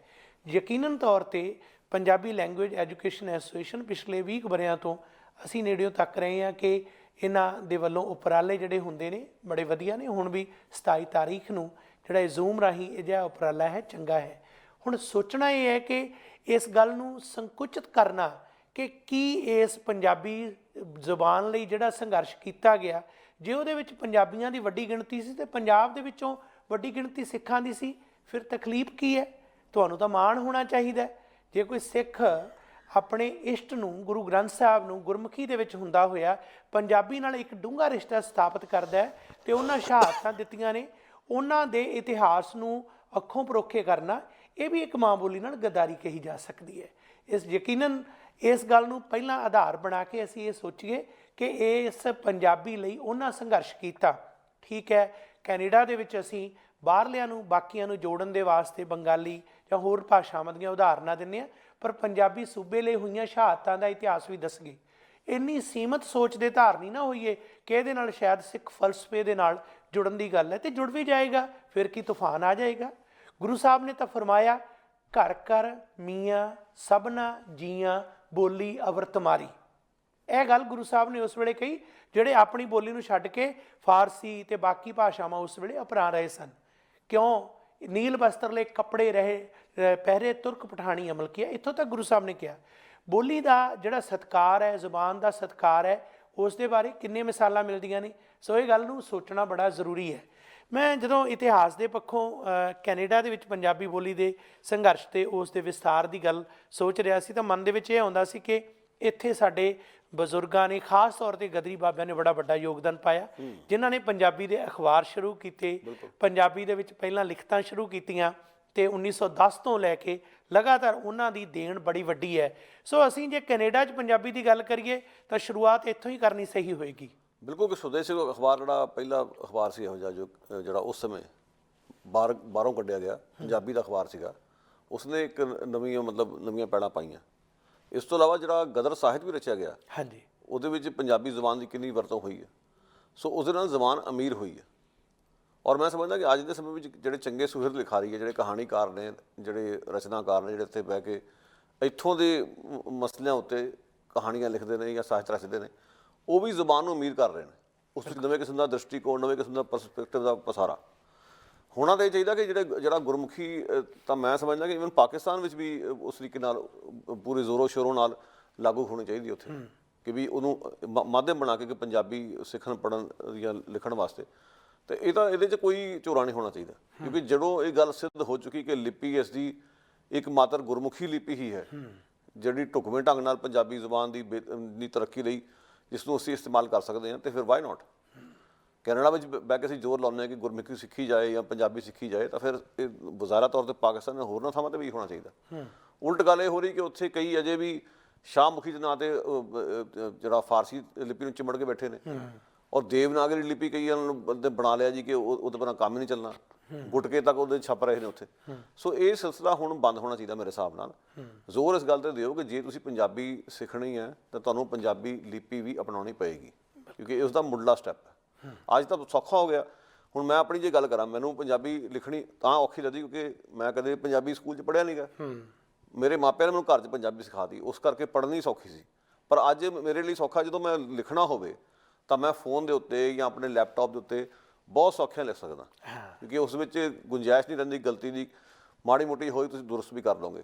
ਲਿਖਾਈ ਤੁਹਾਡੀ ਸ਼ਾਇਦ ਉਨੀ ਸਾਫ਼ ਨਾ ਹੋਵੇ, ਪਰ ਅੱਜ ਤੁਹਾਡੇ ਕੋਲ ਫੋਨਾਂ ਉੱਤੇ ਸਿਸਟਮ ਆ ਗਿਆ ਕਿ ਤੁਸੀਂ ਪੰਜਾਬੀ ਲਿਪੀ ਵਰਤ ਸਕਦੇ ਹੋ, ਤੁਸੀਂ ਆਪਣੇ ਲੈਪਟਾਪ 'ਤੇ ਵਰਤ ਸਕਦੇ ਹੋ। ਉਹਨੇ ਤੁਹਾਡਾ ਕੰਮ ਸਗੋਂ ਸੌਖਾ ਕਰ ਦਿੱਤਾ। ਬਿਲਕੁਲ। ਸੋ ਅੱਜ ਉਹ ਵਾਲੇ ਆਰਗੂਮੈਂਟ ਨਹੀਂ ਚੱਲਣੇ ਕਿ ਇਹ ਸਾਧਨ ਕਿੱਥੋਂ ਜਿਤਾਈਏ। ਸਾਧਨਾਂ ਦੀ ਤਾਂ ਹੁਣ ਭਰਮਾਰ ਆ। ਹੁਣ ਸਿਰਫ ਇੱਕ ਸਿਆਸੀ ਇੱਛਾ ਦੀ ਲੋੜ ਆ, ਜਿਸ ਦੀ ਘਾਟ ਰੜਕ ਰਹੀ ਹੈ। ਇਹ ਬਹੁਤ ਪਿਆਰੀ ਗੱਲ ਹੈ ਕਿ ਜਦੋਂ ਅੱਜ ਦੀ ਤਾਰੀਖ ਦੇ ਵਿੱਚ ਅਸੀਂ ਦੇਖਦੇ ਹਾਂ ਕਿ ਇੰਟਰਨੈਟ ਦੇ ਇਸ ਸੋਸ਼ਲ ਮੀਡੀਆ ਦੇ ਇਸ ਯੁੱਗ ਦੇ ਵਿੱਚ ਨਵੀਆਂ ਤਕਨੀਕਾਂ ਦੇ ਵਿੱਚ ਤੁਸੀਂ ਆਪਣੀਆਂ ਜਿਹੜੀਆਂ ਵੱਖ-ਵੱਖ ਵੈਬਸਾਈਟ ਹੈ ਉਹ ਡਾਊਨਲੋਡ ਕਰ ਸਕਦੇ ਹੋ। ਅਤੇ ਇਸ ਦੇ ਨਾਲ ਐਪਸ ਬਹੁਤ ਕਮਾਲ ਦੀਆਂ ਨੇ, ਜਿਵੇਂ ਲਿਪੀਕਾਰ ਐਸੀ ਐਪ ਹੈ, ਜੇਕਰ ਫੋਨ 'ਤੇ ਉਹਨੂੰ ਡਾਊਨਲੋਡ ਕਰੋ ਤਾਂ ਤੁਸੀਂ ਪੰਜਾਬੀ 'ਚ ਟਾਈਪ ਕਰ ਸਕਦੇ ਹੋ। ਜਦੋਂ ਈਵਨ ਬੋਲਦੇ ਹੋ ਤਾਂ ਪੰਜਾਬੀ 'ਚ ਲਿਖਿਆ ਜਾਂਦਾ, ਉਹਨੂੰ ਸ਼ੁੱਧ ਕਰਨ ਲਈ ਬਾਅਦ ਦੇ ਵਿੱਚ ਗਲਤੀਆਂ ਲਾ ਸਕਦੇ ਹੋ। ਮੈਨੂੰ ਇਹ ਮਾਣ ਹੈ ਕਿ ਜਦੋਂ ਵੀ ਕਿਤੇ ਸੁਨੇਹਾ ਭੇਜਣਾ ਹੁੰਦਾ, ਚਾਹੇ ਉਹ ਕੋਈ ਵੀ ਸਾਡੇ ਵੱਖ-ਵੱਖ ਭਾਈਚਾਰੇ ਨਾਲ ਸੰਬੰਧਿਤ ਲੋਕਾਂ ਤੱਕ ਸੁਨੇਹਾ ਭੇਜਣਾ, ਤੇ ਪੰਜਾਬੀ 'ਚ ਪਹਿਲਾਂ ਭੇਜ ਕੇ ਬਾਅਦ ਦੇ ਵਿੱਚ ਚਾਹੇ ਅੰਗਰੇਜ਼ੀ 'ਚ ਲਿਖ ਦਿਓ। ਇੱਕ ਬੜਾ ਚੰਗਾ ਲੱਗਦਾ। ਜ਼ਰੂਰ ਦੂਸਰਾ ਪੁੱਛਦਾ ਕਿ ਇਹ ਤੁਹਾਡੀ ਆਪਣੀ ਮਾਂ ਬੋਲੀ ਹੈ, ਪਰ ਅਫਸੋਸ ਇਹ ਹੁੰਦਾ ਕਿ ਅਸੀਂ ਆਪ ਖੁਦ ਪੰਜਾਬੀ ਹੁੰਦੇ ਹੋਏ ਵੀ ਕਈ ਵਾਰ ਉਹਨਾਂ ਨੂੰ ਨਹੀਂ ਵਰਤਦੇ। ਲੋਕ ਆਪਣੀ ਬੋਲੀ 'ਤੇ ਮਾਣ ਮਹਿਸੂਸ ਕਰਨ, ਇਹ ਤਕਨੀਕਾਂ ਨੂੰ ਵਰਤਣ। ਇੱਕ ਸੁਨੇਹਾ, ਇੱਕ ਸਾਂਝ ਵੀ ਹੈ। ਜੇ ਅਸੀਂ ਕਾਰੋਬਾਰ ਆਪਣਾ ਕਰਦੇ ਹਾਂ, ਆਪਣੇ ਸਾਈਨ ਬੋਰਡ ਪੰਜਾਬੀ 'ਚ ਲਿਖੇ ਹੋਣ। ਜੇਕਰ ਵਪਾਰ ਬਿਜ਼ਨਸ ਕਰਦੇ ਹਾਂ ਅਤੇ ਆਪਣੇ ਬਿਜ਼ਨਸ ਕਾਰਡ ਪੰਜਾਬੀ 'ਚ ਹੋਣ। ਮੈਨੂੰ ਯਾਦ ਹੈ ਕਿ ਇੱਕ ਇੱਥੋਂ ਦੇ ਕਹਿੰਦੇ ਕਹਾਉਂਦੇ ਸਿਰਕੱਢ ਪੰਜਾਬੀ ਪ੍ਰਚਾਰਕ ਨਾਲ ਗੱਲਬਾਤ ਕਰ ਰਹੇ ਸੀ, ਅਤੇ ਜਦੋਂ ਗੱਲਬਾਤ ਕਰਨ ਦੇ ਦੌਰਾਨ ਮੈਂ ਪੁੱਛਿਆ ਕਿ ਆਪਣਾ ਬਿਜ਼ਨਸ ਕਾਰਡ ਦਿਖਾਓ, ਤਾਂ ਉਹ ਅੰਗਰੇਜ਼ੀ 'ਚ ਛਪਿਆ ਹੋਇਆ ਸੀ। ਅਤੇ ਮੈਂ ਮੁੜ ਕੇ ਇਹ ਗੱਲ ਕਹੀ ਕਿ ਇਹ ਜੇਕਰ ਤੁਸੀਂ ਖੁਦ ਪੰਜਾਬੀ 'ਚ ਛਪਾਓ ਤਾਂ ਕਿੰਨਾ ਚੰਗਾ ਹੋਏ। ਉਹਨਾਂ ਨੇ ਵੀ ਤਬਦੀਲ ਕੀਤਾ। ਬਹੁਤ ਸਾਰੇ ਹੋਰ ਸਾਡੇ ਜਿਹੜੇ ਜਾਣਕਾਰ ਨੇ, ਉਹਨਾਂ ਨੇ ਇਸ ਗੱਲ ਨੂੰ ਅਪਣਾਇਆ। ਸੋ ਅੱਜ ਇਸ ਮਾਂ ਬੋਲੀ ਦਿਹਾੜੇ ਨੂੰ ਸਮਰਪਿਤ ਗੱਲਬਾਤ ਦੇ ਵਿੱਚ ਇਹ ਵੀ ਫੈਸਲਾ ਕਰੀਏ ਕਿ ਆਪਣੇ ਸਾਈਨ ਬੋਰਡ, ਆਪਣੇ ਕਾਰਡ, ਆਪਣਾ ਪ੍ਰਚਾਰ ਪੰਜਾਬੀ 'ਚ ਕਰੀਏ, ਤਾਂ ਕਿ ਪੰਜਾਬੀ ਪ੍ਰਫੁੱਲਤ ਹੋਵੇ ਅਤੇ ਸੁਨੇਹਾ ਦੂਰ ਤੱਕ ਜਾਵੇ। ਤੁਸੀਂ ਦੇਖੋ, ਜਦੋਂ ਅਸੀਂ ਸੁਨੇਹੇ ਆਪਣੇ ਮੈਸੇਜ ਇੱਕ ਦੂਜੇ ਨੂੰ ਪੰਜਾਬੀ 'ਚ ਭੇਜਦੇ ਹਾਂ ਤਾਂ ਇੱਕ ਵਾਰ ਜ਼ਰੂਰ ਉਤਸ਼ਾਹ, ਚਾਅ ਪੈਦਾ ਹੁੰਦਾ ਕਿ ਬਹੁਤ ਵਧੀਆ ਲੱਗਿਆ। ਵੈਸੇ ਵੀ ਦਿਨ ਦੇ ਵਿੱਚ ਜੇ 50 ਸੁਨੇਹੇ ਆਉਂਦੇ ਨੇ ਅਤੇ ਇੱਕ ਸੁਨੇਹਾ ਪੰਜਾਬੀ 'ਚ ਆਉਂਦਾ, ਉਹ ਭੁੱਲਦਾ ਨਹੀਂ, ਖਿਆਲ ਰਹਿੰਦਾ। ਮੈਂ ਤੁਹਾਨੂੰ ਸ਼ੁਗਰ ਵਾਲੀ ਗੱਲ ਦੱਸਾਂ ਕਿ ਰਚਨਾ ਸਿੰਘ ਜਿਹੜੀ ਮੇਰੀ ਧਰਮ ਪਤਨੀ, ਕਈ ਵਾਰੀ ਕਹਿੰਦੀ ਕਿ ਮੈਂ ਦਿਹਾੜੀ 'ਚ ਕਿੰਨੀ ਵਾਰੀ ਅੰਗਰੇਜ਼ੀ ਬੋਲ ਕੇ ਥੱਕ ਜਾਂਦੀ ਹਾਂ ਜੀ। ਕਦੇ ਤਾਂ ਦਿਨ 'ਚ ਕੋਈ ਟਾਈਮ ਮਿਲ ਜਾਏ ਕਿ ਪੰਜਾਬੀ 'ਚ ਵੀ ਗੱਲਬਾਤ ਕਰ ਲਈ। ਹਾਂ। ਸੋ ਜਦੋਂ ਤੁਸੀਂ ਸਾਰਾ ਦਿਨ 24/7 ਇੱਕੋ ਹੀ ਜਿਹੜੀ ਭਾਸ਼ਾ ਦਾ ਦਾਬਾ ਹੋਵੇ, ਉਸ ਨੂੰ ਵਰਤਣਾ ਪੈ ਜੇ, ਤਾਂ ਤੁਹਾਨੂੰ ਕਿਤੇ ਨਾ ਕਿਤੇ ਸਕੂਨ ਮਿਲਦਾ ਕਿ ਤੁਸੀਂ ਆਪਣੀ ਮਾਂ ਬੋਲੀ 'ਚ ਕਿਸੇ ਨਾਲ ਕੋਈ ਸੰਵਾਦ ਰਚਾਇਆ। ਬਿਲਕੁਲ। ਬਾਕੀ ਮੈਂ ਇੱਕ ਗੱਲ ਐਡ ਕਰਨੀ ਚਾਹੂੰਗਾ ਦੱਸਣ ਜੀ, ਕਿ ਸ਼ਾਇਦ ਤੁਸੀਂ ਨੋਟ ਕੀਤਾ ਹੋਣਾ ਕਿ ਫੇਸਬੁੱਕ ਤੇ ਫੋਨਾਂ ਉੱਤੇ ਇੱਕ ਹੋਰ ਸਹੂਲਤ ਵੀ ਹੈ ਕਿ ਤੁਸੀਂ ਜਦੋਂ ਗੁਰਮੁਖੀ 'ਚ ਕੋਈ ਲਿਖੋਗੇ ਤੇ ਉਹ ਦੁਰਸਤ ਵੀ ਕਰ ਸਕਦਾ ਉਸ ਨੂੰ। ਬਿਲਕੁਲ। ਜੇ ਉਹ ਗਲਤ ਲਿਖਿਆ ਗਿਆ, ਆਟੋਮੈਟਿਕਲੀ ਉਹ ਸਪੈਲ ਚੈੱਕ ਸਿਸਟਮ ਹੁੰਦਾ ਜਿਹੜਾ ਕਿ ਉਹਨੂੰ ਦੁਰਸਤ ਕਰ ਦਿੰਦਾ। ਬਿਲਕੁਲ। ਸੋ ਤੁਹਾਨੂੰ ਉਹਦੇ ਨਾਲ ਸਿੱਖਣ ਨੂੰ ਵੀ ਮਿਲੂਗਾ ਕਿ ਤੁਸੀਂ ਜੇ ਕੁਛ ਆਪਣੇ ਮਨ 'ਚ ਕੋਈ ਸ਼ਬਦ ਲਿਖਣ ਬਾਰੇ ਸੋਚਿਆ ਜਾਂ ਇੱਕ ਪੂਰਾ ਸੈਂਟੈਂਸ ਲਿਖਣ ਬਾਰੇ ਸੋਚਿਆ, ਜਦੋਂ ਤੁਸੀਂ ਲਿਖੋਗੇ ਤੁਹਾਡੇ ਮਨ 'ਚ ਕਈ ਤਰ੍ਹਾਂ ਦੇ ਭੁਲੇਖੇ ਵੀ ਹੋ ਸਕਦੇ ਕਿ ਵੀ ਮੈਂ ਸਿਹਾਰੀ ਬਿਹਾਰੀ ਸਹੀ ਹੈ ਕਿ ਨਹੀਂ ਹੈ, ਉਹਨੇ ਆਪਣੇ ਆਪ ਨੂੰ ਠੀਕ ਕਰ ਦੇਣਾ। ਉਹਨੂੰ ਜਦੋਂ ਪੜ੍ਹੋਗੇ ਤੁਹਾਨੂੰ ਆਪੇ ਪਤਾ ਲੱਗ ਜਾਊਗਾ ਕਿ ਮੈਂ ਕਿੱਥੇ ਗਲਤ ਸੀ ਅਤੇ ਇਹ ਕਿੱਥੇ ਠੀਕ ਹੈ। ਤੁਹਾਡੀਆਂ ਗਲਤੀਆਂ ਦੀ ਸੁਧਾਈ ਲਈ ਵੀ ਇਹ ਜਿਹੜਾ ਸਿਸਟਮ ਆਪਣੇ ਆਪ ਇਨਬਿਲਟ ਫੋਨਾਂ ਵਿੱਚ ਅਤੇ ਫੇਸਬੁੱਕਾਂ 'ਤੇ ਬਣਿਆ ਹੋਇਆ, ਜਿਹੜਾ ਕਿ ਮੈਂ ਸਮਝਦਾ ਕਿ ਬਹੁਤ ਇੱਕ ਤੁਹਾਡੇ ਲਈ ਬਹੁਤ ਮਦਦਗਾਰ ਹੈ। ਜਦੋਂ ਮਾਂ ਬੋਲੀ ਨੂੰ ਅਸੀਂ ਪ੍ਰਚਾਰਨਾ, ਤਾਂ ਉਸ ਦੇ ਲਈ ਸਾਰੇ ਸਾਧਨ ਜਟਾਉਣੇ ਸਾਡੇ ਲਈ ਜ਼ਰੂਰੀ ਹੈ। ਅਤੇ ਇਹ ਗੱਲ ਹੋਰ ਵੀ ਚੰਗੀ ਹੈ ਕਿ ਇਹਨਾਂ ਸਾਧਨਾਂ ਦੇ ਰਾਹੀਂ ਅਸੀਂ ਉਸ ਨੂੰ ਉਤਸ਼ਾਹਜਨਕ ਮਾਹੌਲ ਦੇ ਵਿੱਚ ਲੈ ਕੇ ਜਾਈਏ। ਖਾਸ ਕਰਕੇ ਜਿਵੇਂ ਅਸੀਂ ਅੱਜ ਗੱਲਬਾਤ ਕਰ ਰਹੇ ਹਾਂ, ਇਸ ਗੱਲਬਾਤ ਦਾ ਵੀ ਇੱਕ ਮਹੱਤਵਪੂਰਨ ਪਹਿਲੂ ਇਹ ਹੈ ਕਿ ਅਸੀਂ ਇਸ ਪ੍ਰਚਾਰ ਨੂੰ, ਉਤਸ਼ਾਹ ਨੂੰ ਅੱਗੇ ਵਧਾਈਏ। ਹੁਣ ਦੇਖਣਾ ਇਹ ਹੈ ਕਿ ਜਦੋਂ ਅਸੀਂ ਇਹ ਗੱਲ 'ਤੇ ਸਪਸ਼ਟ ਹਾਂ ਕਿ ਗੁਰਮੁਖੀ ਹੀ ਪੰਜਾਬੀ ਲਈ ਢੁਕਵੀਂ ਲਿਪੀ ਹੈ, ਅਤੇ ਇਸ ਲਿਪੀ ਦੇ ਰਾਹੀਂ ਅਸੀਂ ਸਹੀ ਢੰਗ ਨਾਲ ਪੰਜਾਬੀ ਨੂੰ ਪ੍ਰਫੁੱਲਤ ਕਰ ਸਕਦੇ ਹਾਂ, ਤਾਂ ਫਿਰ ਇਸ ਦੀ ਵਰਤੋਂ ਕਰਨ ਲਈ ਇਹ ਤਕਨੀਕਾਂ ਨੂੰ ਵਰਤੀਏ। ਅਲੱਗ-ਅਲੱਗ ਜਿਹੜੀਆਂ ਐਪ ਆ ਗੁਰਮੁਖੀ ਦੀਆਂ ਡਾਊਨਲੋਡ ਕਰੀਏ। ਕੈਨੇਡਾ ਦੇ ਵਿੱਚ ਅਸੀਂ ਇਸ ਗੱਲ 'ਤੇ ਜੇਕਰ ਦੇਖਦੇ ਹਾਂ ਇਤਿਹਾਸਕ ਪੱਖੋਂ ਕਿ ਕੈਨੇਡਾ 'ਚ ਪੰਜਾਬੀ ਬੋਲੀ ਦਾ ਕੀ ਸਥਾਨ ਰਿਹਾ ਹੈ, ਜਦੋਂ ਮਰਦਮਸ਼ੁਮਾਰੀ ਹੁੰਦੀ ਹੈ ਤਾਂ ਇਹ ਆਵਾਜ਼ ਉਠਾਈ ਜਾਂਦੀ ਹੈ ਕਿ ਆਓ ਆਪਣੀ ਬੋਲੀ ਪੰਜਾਬੀ ਲਿਖਿਓ। ਘਰਾਂ ਦੇ ਵਿੱਚ ਜਿਹੜੇ ਫਾਰਮ ਆਉਂਦੇ ਨੇ, ਉਹਦੇ ਵਿੱਚ ਵਿਸ਼ੇਸ਼ ਤੌਰ 'ਤੇ ਆਪਣੀ ਜ਼ੁਬਾਨ ਬਾਰੇ ਜਿਹੜਾ ਖਾਨਾ, ਉੱਥੇ ਪੰਜਾਬੀ ਭਰਿਓ, ਅਤੇ ਉਸ ਚੀਜ਼ ਦੇ ਨਾਲ ਉਤਸ਼ਾਹ ਵੀ ਬਣਿਆ। ਪਰ ਇੱਕ ਗੱਲ ਬੜੀ ਦੁਖਦਾਈ ਮਹਿਸੂਸ ਹੋਈ ਪਿਛਲੇ ਕੁਝ ਸਮੇਂ ਦੇ ਦੌਰਾਨ ਕਿ ਕੁਝ ਦਹਾਕਿਆਂ 'ਚ ਕੈਨੇਡਾ 'ਚ ਪੰਜਾਬੀ ਤਾਂ ਵੱਡੀ ਗਿਣਤੀ 'ਚ ਆਏ, ਪਰ ਪੰਜਾਬੀ ਬੋਲੀ ਜਿਹੜੀ ਤੀਜੇ ਥਾਂ 'ਤੇ ਸੀ, ਹੁਣ 5ਵੇਂ ਥਾਂ 'ਤੇ ਚਲੀ ਗਈ।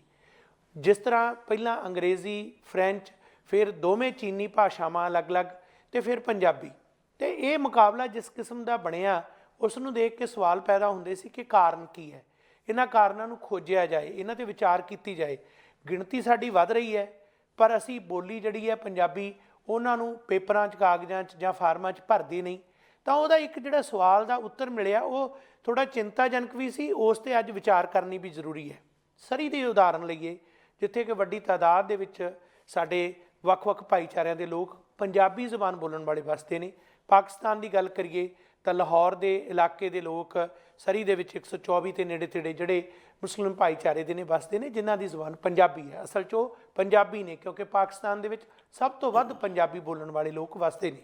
ਇਸੇ ਤਰ੍ਹਾਂ ਪੰਜਾਬ ਦੇ ਵਿੱਚੋਂ ਦੇਖੀਏ ਤਾਂ ਪੰਜਾਬ ਦੇ ਵਿੱਚ ਸਾਡੇ ਹਿੰਦੂ ਭਾਈਚਾਰੇ ਨਾਲ ਸੰਬੰਧਿਤ ਬਹੁਤ ਸਾਰੇ ਲੋਕ ਜਿਹੜੇ ਸਰੀ 'ਚ ਵਸਨੀਕ ਨੇ, ਮੰਦਰ ਸਥਾਪਿਤ ਹੈ ਜਾਂ ਮਸਜਿਦ ਸਥਾਪਿਤ ਨੇ। ਹੁਣ ਜਦੋਂ ਗੱਲ ਆਉਂਦੀ ਹੈ ਕਿ ਆਪਣੀ ਜ਼ੁਬਾਨ ਪੰਜਾਬੀ ਲਿਖਵਾਉਣ ਦੀ, ਜਦੋਂ ਇਹ ਸਵਾਲ ਉੱਠਦਾ ਹੈ ਕਿ ਤੁਸੀਂ ਕਾਗਜ਼ਾਂ 'ਚ ਮਰਦਮਸ਼ੁਮਾਰੀ ਦੇ ਵਿੱਚ ਨਾਂ ਜਦੋਂ ਆਪਣਾ ਭਰਨਾ ਤੇ ਉਸ ਤੋਂ ਬਾਅਦ ਆਪਣੀ ਜ਼ੁਬਾਨ ਭਰਨੀ ਹੈ, ਤਾਂ ਫਿਰ ਇੱਕ ਬੜੀ ਵੱਡੀ ਚਿੰਤਾ ਦੀ ਸਥਿਤੀ ਪੈਦਾ ਹੁੰਦੀ ਹੈ। ਗੁਰਪ੍ਰੀਤ ਸਿੰਘ ਜੀ, ਇਸ ਗੱਲ ਨੂੰ ਜਦੋਂ ਅਸੀਂ ਗਿਣਤੀ ਸਾਡੀ ਰਹਿਣ ਦੀ ਵੱਧ ਰਹੀ ਹੈ ਪਰ ਪੰਜਾਬੀ ਲਿਖਣ ਵਾਲਿਆਂ ਦੀ, ਆਪਣੀ ਜ਼ੁਬਾਨ ਲਿਖਵਾਉਣ ਵਾਲਿਆਂ ਦੀ ਗਿਣਤੀ ਉਸ ਰਫ਼ਤਾਰ ਨਾਲ ਨਹੀਂ ਵੱਧ ਰਹੀ। ਸੋ ਇਹਨਾਂ ਦੋਨਾਂ ਪਹਿਲੂਆਂ ਨੂੰ ਬਾਰੀਕੀ ਦੇ ਨਾਲ ਮੈਂ ਤੁਸੀਂ ਜਦੋਂ ਪੜ੍ਹਦੇ ਹਾਂ, ਵਿਚਾਰਦੇ ਹਾਂ, ਅਸੀਂ ਦਰਸ਼ਕਾਂ ਨਾਲ ਜ਼ਰੂਰ ਸਾਂਝੇ ਕਰੀਏ। ਦੇਖੋ, ਇਸ ਗੱਲ ਦੀ ਚਿੰਤਾ ਮੈਨੂੰ ਵੀ ਹੈ ਕਿ ਇੱਕ ਤਾਂ ਪਹਿਲੀ ਗੱਲ ਜਿਹੜੀ ਹਿੰਦੂ ਕਮਿਊਨਿਟੀ ਇੱਥੇ ਰਹਿੰਦੀ ਹੈ ਜੀ, ਸਾਰੇ ਦੇ ਸਾਰੇ ਤਾਂ ਉਹਦੇ 'ਚ ਪੰਜਾਬੀ ਹੈ ਨਹੀਂ ਜੀ, ਗੈਰ ਪੰਜਾਬੀ ਹਿੰਦੂ ਵੀ ਨੇ, ਜੀ, ਕੋਈ ਰਾਜਸਥਾਨ ਦਾ, ਕੋਈ ਹਰਿਆਣੇ ਦਾ, ਬਿਲਕੁਲ, ਫਿਰ ਕੁਝ ਇਹੋ ਜਿਹੇ ਹਿੰਦੂ ਵੀ ਨੇ ਜਿਹੜੇ ਕੋਈ ਫਿਜੀ ਨਾਲ ਸੰਬੰਧਿਤ ਨੇ, ਬਿਲਕੁਲ, ਹੈ ਨਾ। ਫਿਰ ਜਿਹੜੇ ਤਾਮਿਲ ਹਿੰਦੂ ਨੇ, ਕੋਈ ਸ਼੍ਰੀਲੰਕਾ ਤੋਂ ਵੀ ਆਏ ਹੋਏ ਨੇ। ਯਾਨੀ ਹਿੰਦੂ ਕਮਿਊਨਿਟੀ ਵੀ ਇੰਨੀ ਡਾਇਵਰਸ ਹੈ, ਉਸ ਦੀ ਆਪਣੀ ਵਿਭਿੰਨਤਾ ਇੰਨੀ ਜ਼ਿਆਦਾ ਕਿ ਉਹ ਸਾਰੇ ਹਿੰਦੀ ਬੋਲਣ ਵਾਲੇ ਹੈ ਨਹੀਂ। ਜੀ, ਫਿਰ ਜਿਹੜਾ ਪੰਜਾਬੀ ਹਿੰਦੂ ਹੈ, ਜਿਹੜਾ ਕਿ ਘਰ 'ਚ ਪੰਜਾਬੀ ਬੋਲਦਾ, ਜਿਹਦੇ ਸੁਪਨੇ ਵੀ ਪੰਜਾਬੀ 'ਚ ਆਉਂਦੇ ਹੋਣਗੇ, ਬਿਲਕੁਲ, ਜੇ ਉਹ ਜ਼ੋਰ ਲਾ ਕੇ ਹਿੰਦੀ ਬੋਲਦਾ ਤੇ ਹਿੰਦੀ ਦੀ ਲੱਤ ਭੰਨਦਾ, ਹਿੰਦੀ ਉਹਦੇ ਮੂੰਹ 'ਚੋਂ ਨਿਕਲਦੀ ਵੀ ਹੈ ਨਹੀਂ, ਸੋਭਦੀ ਵੀ ਹੈ ਨਹੀਂ, ਤਾਂ ਉਹਨੂੰ ਚਾਹੀਦਾ ਇਮਾਨਦਾਰੀ ਨਾਲ ਆਪਣੀ ਜ਼ੁਬਾਨ ਨੂੰ ਪੰਜਾਬੀ ਲਿਖਾਵੇ। ਕਿਉਂਕਿ ਇਹ ਕੋਈ ਧਰਮ ਦਾ ਮਸਲਾ ਨਹੀਂਗਾ, ਇਹ ਤੁਹਾਡੀ ਬੋਲੀ ਦਾ ਮਸਲਾ। ਬਿਲਕੁਲ, ਜ਼ੁਬਾਨ ਤੁਹਾਡੀ ਜਿਹੜੀ ਨਾ ਧਰਮ ਨਾਲ ਸੰਬੰਧਿਤ ਨਹੀਂ ਹੈ, ਉਹ ਖਿੱਤੇ ਨਾਲ ਸੰਬੰਧਿਤ ਹੈ, ਯਾਨੀ ਕਿ ਉਸਦਾ ਸੰਬੰਧ ਰਿਲੀਜਨ ਨਾਲ ਨਹੀਂ, ਰੀਜਨ ਦੇ ਨਾਲ ਹੈ। ਹਾਂ, ਸੋ ਇਸ ਕਰਕੇ ਇਹ ਜਿਹੜੀ ਰਿਜਿਡਿਟੀ ਜਿਹੜੀ ਚੱਲ ਰਹੀ ਆ, ਕੱਟੜਤਾ ਨੂੰ ਛੱਡਿਆ ਜਾਵੇ। ਪਰ ਕੁਝ ਫੋਰਸਿਸ ਵੀ ਕੰਮ ਕਰ ਰਹੀਆਂ ਦੇ ਪਿੱਛੇ, ਖਾਸ ਤੌਰ ਤੇ ਜਿਹੜੇ ਭਾਰਤੀ ਕੌਂਸਲਖਾਨੇ ਵਾਲੇ, ਹਿੰਦੀ ਜ਼ੁਬਾਨ ਤੇ ਬੜਾ ਜ਼ੋਰ ਦਿੱਤਾ ਜਾ ਰਿਹਾ। ਠੀਕ ਹੈ, ਹਿੰਦੀ ਤੁਹਾਡੀ ਰਾਸ਼ਟਰੀ ਭਾਸ਼ਾ, ਜਮ ਵਰਤੋ ਉਸ ਨੂੰ, ਪਰ ਤੁਹਾਡਾ ਕੋਲੂ ਜੱਥ ਹੈ ਕਿ ਇੱਥੇ ਆ ਕੇ ਤੁਸੀਂ ਜਦੋਂ ਵੇਖ ਰਹੇ ਹੋ ਕਿ ਡਿਆਸਪੋਰਾ 'ਚ ਸਿੱਖ ਭਾਈਚਾਰੇ ਦੀ ਪੰਜਾਬੀਆਂ ਦੀ ਇੰਨੀ ਬਹੁਤ ਗਿਣਤੀ ਹੈ, ਤੇ ਇਸ ਗੱਲ ਨੂੰ ਸਵੀਕਾਰ ਕਰਨ 'ਚ ਤੁਹਾਨੂੰ ਤਕਲੀਫ ਕੀ ਹੈ ਕਿ ਇਹ ਜ਼ੁਬਾਨ ਵੀ ਤਾਂ ਹਿੰਦੁਸਤਾਨ ਦੀ ਜ਼ੁਬਾਨ ਹੀ ਹੈ, ਉਸ ਦਾ ਹਿੱਸਾ ਹੀ ਆ। ਤੁਸੀਂ ਜੇ ਕਹਿੰਦੇ ਹੋ ਕਿ ਸਾਡੀ ਜਿਹੜੀ ਭਾਰਤ ਦੀ ਵਿਸ਼ੇਸ਼ਤਾ ਅਨੇਕਤਾ 'ਚ ਏਕਤਾ ਦੀ, ਤੇ ਫਿਰ ਉਹ ਗੱਲ ਕਿੱਥੇ ਗਈ ਤੁਹਾਡੀ, ਜੇ ਤੁਸੀਂ ਇੰਨਾ ਜ਼ੋਰ ਲਾ ਰਹੇ ਹੋ। ਸੋ ਇਹ ਜਿਹੜੀਆਂ ਚਾਲਾਂ ਖੇਡੀਆਂ ਜਾ ਰਹੀਆਂ, ਮੇਰੇ ਖਿਆਲ ਇਹ ਬਹੁਤੀਆਂ ਚੰਗੀਆਂ ਨਹੀਂ ਗੀਆਂ। ਫਿਰ ਇਹ ਤਾਂ ਚਲੋ ਹੋਈ ਇੰਡੀਆ ਦੀ ਗੱਲ ਕਿ ਜਿੱਥੇ ਕਿ ਸਰਕਾਰ ਦਾ ਪੂਰਾ ਜ਼ੋਰ ਲੱਗਾ ਕਿ ਇੱਥੇ ਆ ਕੇ ਖਾਸ ਕਿਸਮ ਦੀ ਜ਼ੁਬਾਨ ਨੂੰ ਪ੍ਰਚਾਰੋ ਤੇ ਇੱਕ ਖਾਸ ਕਿਸਮ ਦੀ ਲੌਬੀ ਨੂੰ ਕਮਜ਼ੋਰ ਕਰੋ, ਇੱਕ ਨੂੰ ਤਕੜਾ ਕਰੋ। ਜਿਹੜੇ ਸਾਡੇ ਪਾਕਿਸਤਾਨ ਵਾਲੇ ਵੀਰ ਨੇ ਜਿਹੜੇ ਪੰਜਾਬੀ ਬੋਲਦੇ ਨੇ, ਉਹਨਾਂ ਦੇ ਸੁਪਨੇ 'ਚ ਪੰਜਾਬੀ ਸੁਪਨੇ ਲੈਂਦੇ ਹੋਣੇ, ਪੰਜਾਬੀ ਢਿੱਡ 'ਚੋਂ ਨਿਕਲਦੀ ਉਹਨਾਂ ਦੇ, ਤੇ ਜੇ ਜ਼ੋਰ ਮਾਰ ਕੇ ਉਰਦੂ ਬੋਲਣ ਦੀ ਕੋਸ਼ਿਸ਼ ਕਰਨ ਗੱਲ ਨਹੀਂ ਬਣਦੀ। ਘੱਟੋ ਘੱਟ ਉਹ ਤਾਂ ਪੰਜਾਬੀ ਜ਼ੁਬਾਨ ਨਾਲ ਪਿਆਰ ਵਿਖਾਉਣਾ ਪੜਾਂਗੇ, ਉਹਦੇ 'ਚ ਲਿਖਣ ਕਿ ਅਸੀਂ ਪੰਜਾਬੀ ਸਾਡੀ ਮਾਂ ਬੋਲੀ ਹੈ। ਸੋ ਇਹ ਜਿਹੜੀਆਂ ਗੱਲਾਂ ਹੋ ਰਹੀਆਂ ਨਾ, ਇਹਦੇ ਵਿੱਚ ਇਮਾਨਦਾਰੀ ਦੀ ਘਾਟ ਹੈ। ਸੋ ਮੈਨੂੰ ਸਮਝਦਾ ਕਿ ਉਸ 'ਤੇ ਸਾਨੂੰ ਜ਼ੋਰ ਦੇਣਾ ਚਾਹੀਦਾ। ਅਸੀਂ ਇਹ ਨਹੀਂ ਕਹਿੰਦੇ ਕਿ ਜਿਹੜੇ ਇੱਥੇ ਸਿੱਖ ਬੱਚੇ ਜਿਹੜੇ ਪੰਜਾਬੀ ਬੋਲ ਹੀ ਨਹੀਂ ਸਕਦੇ ਜਾਂ ਜਿਨ੍ਹਾਂ ਦੀ ਪਹਿਲੀ ਭਾਸ਼ਾ ਫਰਾਂਸੀਸੀ ਹੈ, ਅਸੀਂ ਉਹਨਾਂ ਦੇ ਕੋਈ ਪ੍ਰੈਸ਼ਰ ਤੇ ਪਾ ਨਹੀਂ ਸਕਦੇ। ਬਿਲਕੁਲ, ਨਾ ਅਸੀਂ ਉਹਨਾਂ ਨੂੰ ਕਹਿ ਸਕਦੇ ਕਿ ਤੁਸੀਂ ਪੰਜਾਬੀ ਜ਼ੁਬਾਨ ਆਪਣੀ ਮਾਂ ਬੋਲੀ ਲਿਖਾਓ, ਜੇ ਬੋਲ ਹੀ ਨਹੀਂ ਸਕਦੇ ਕਿਤੇ।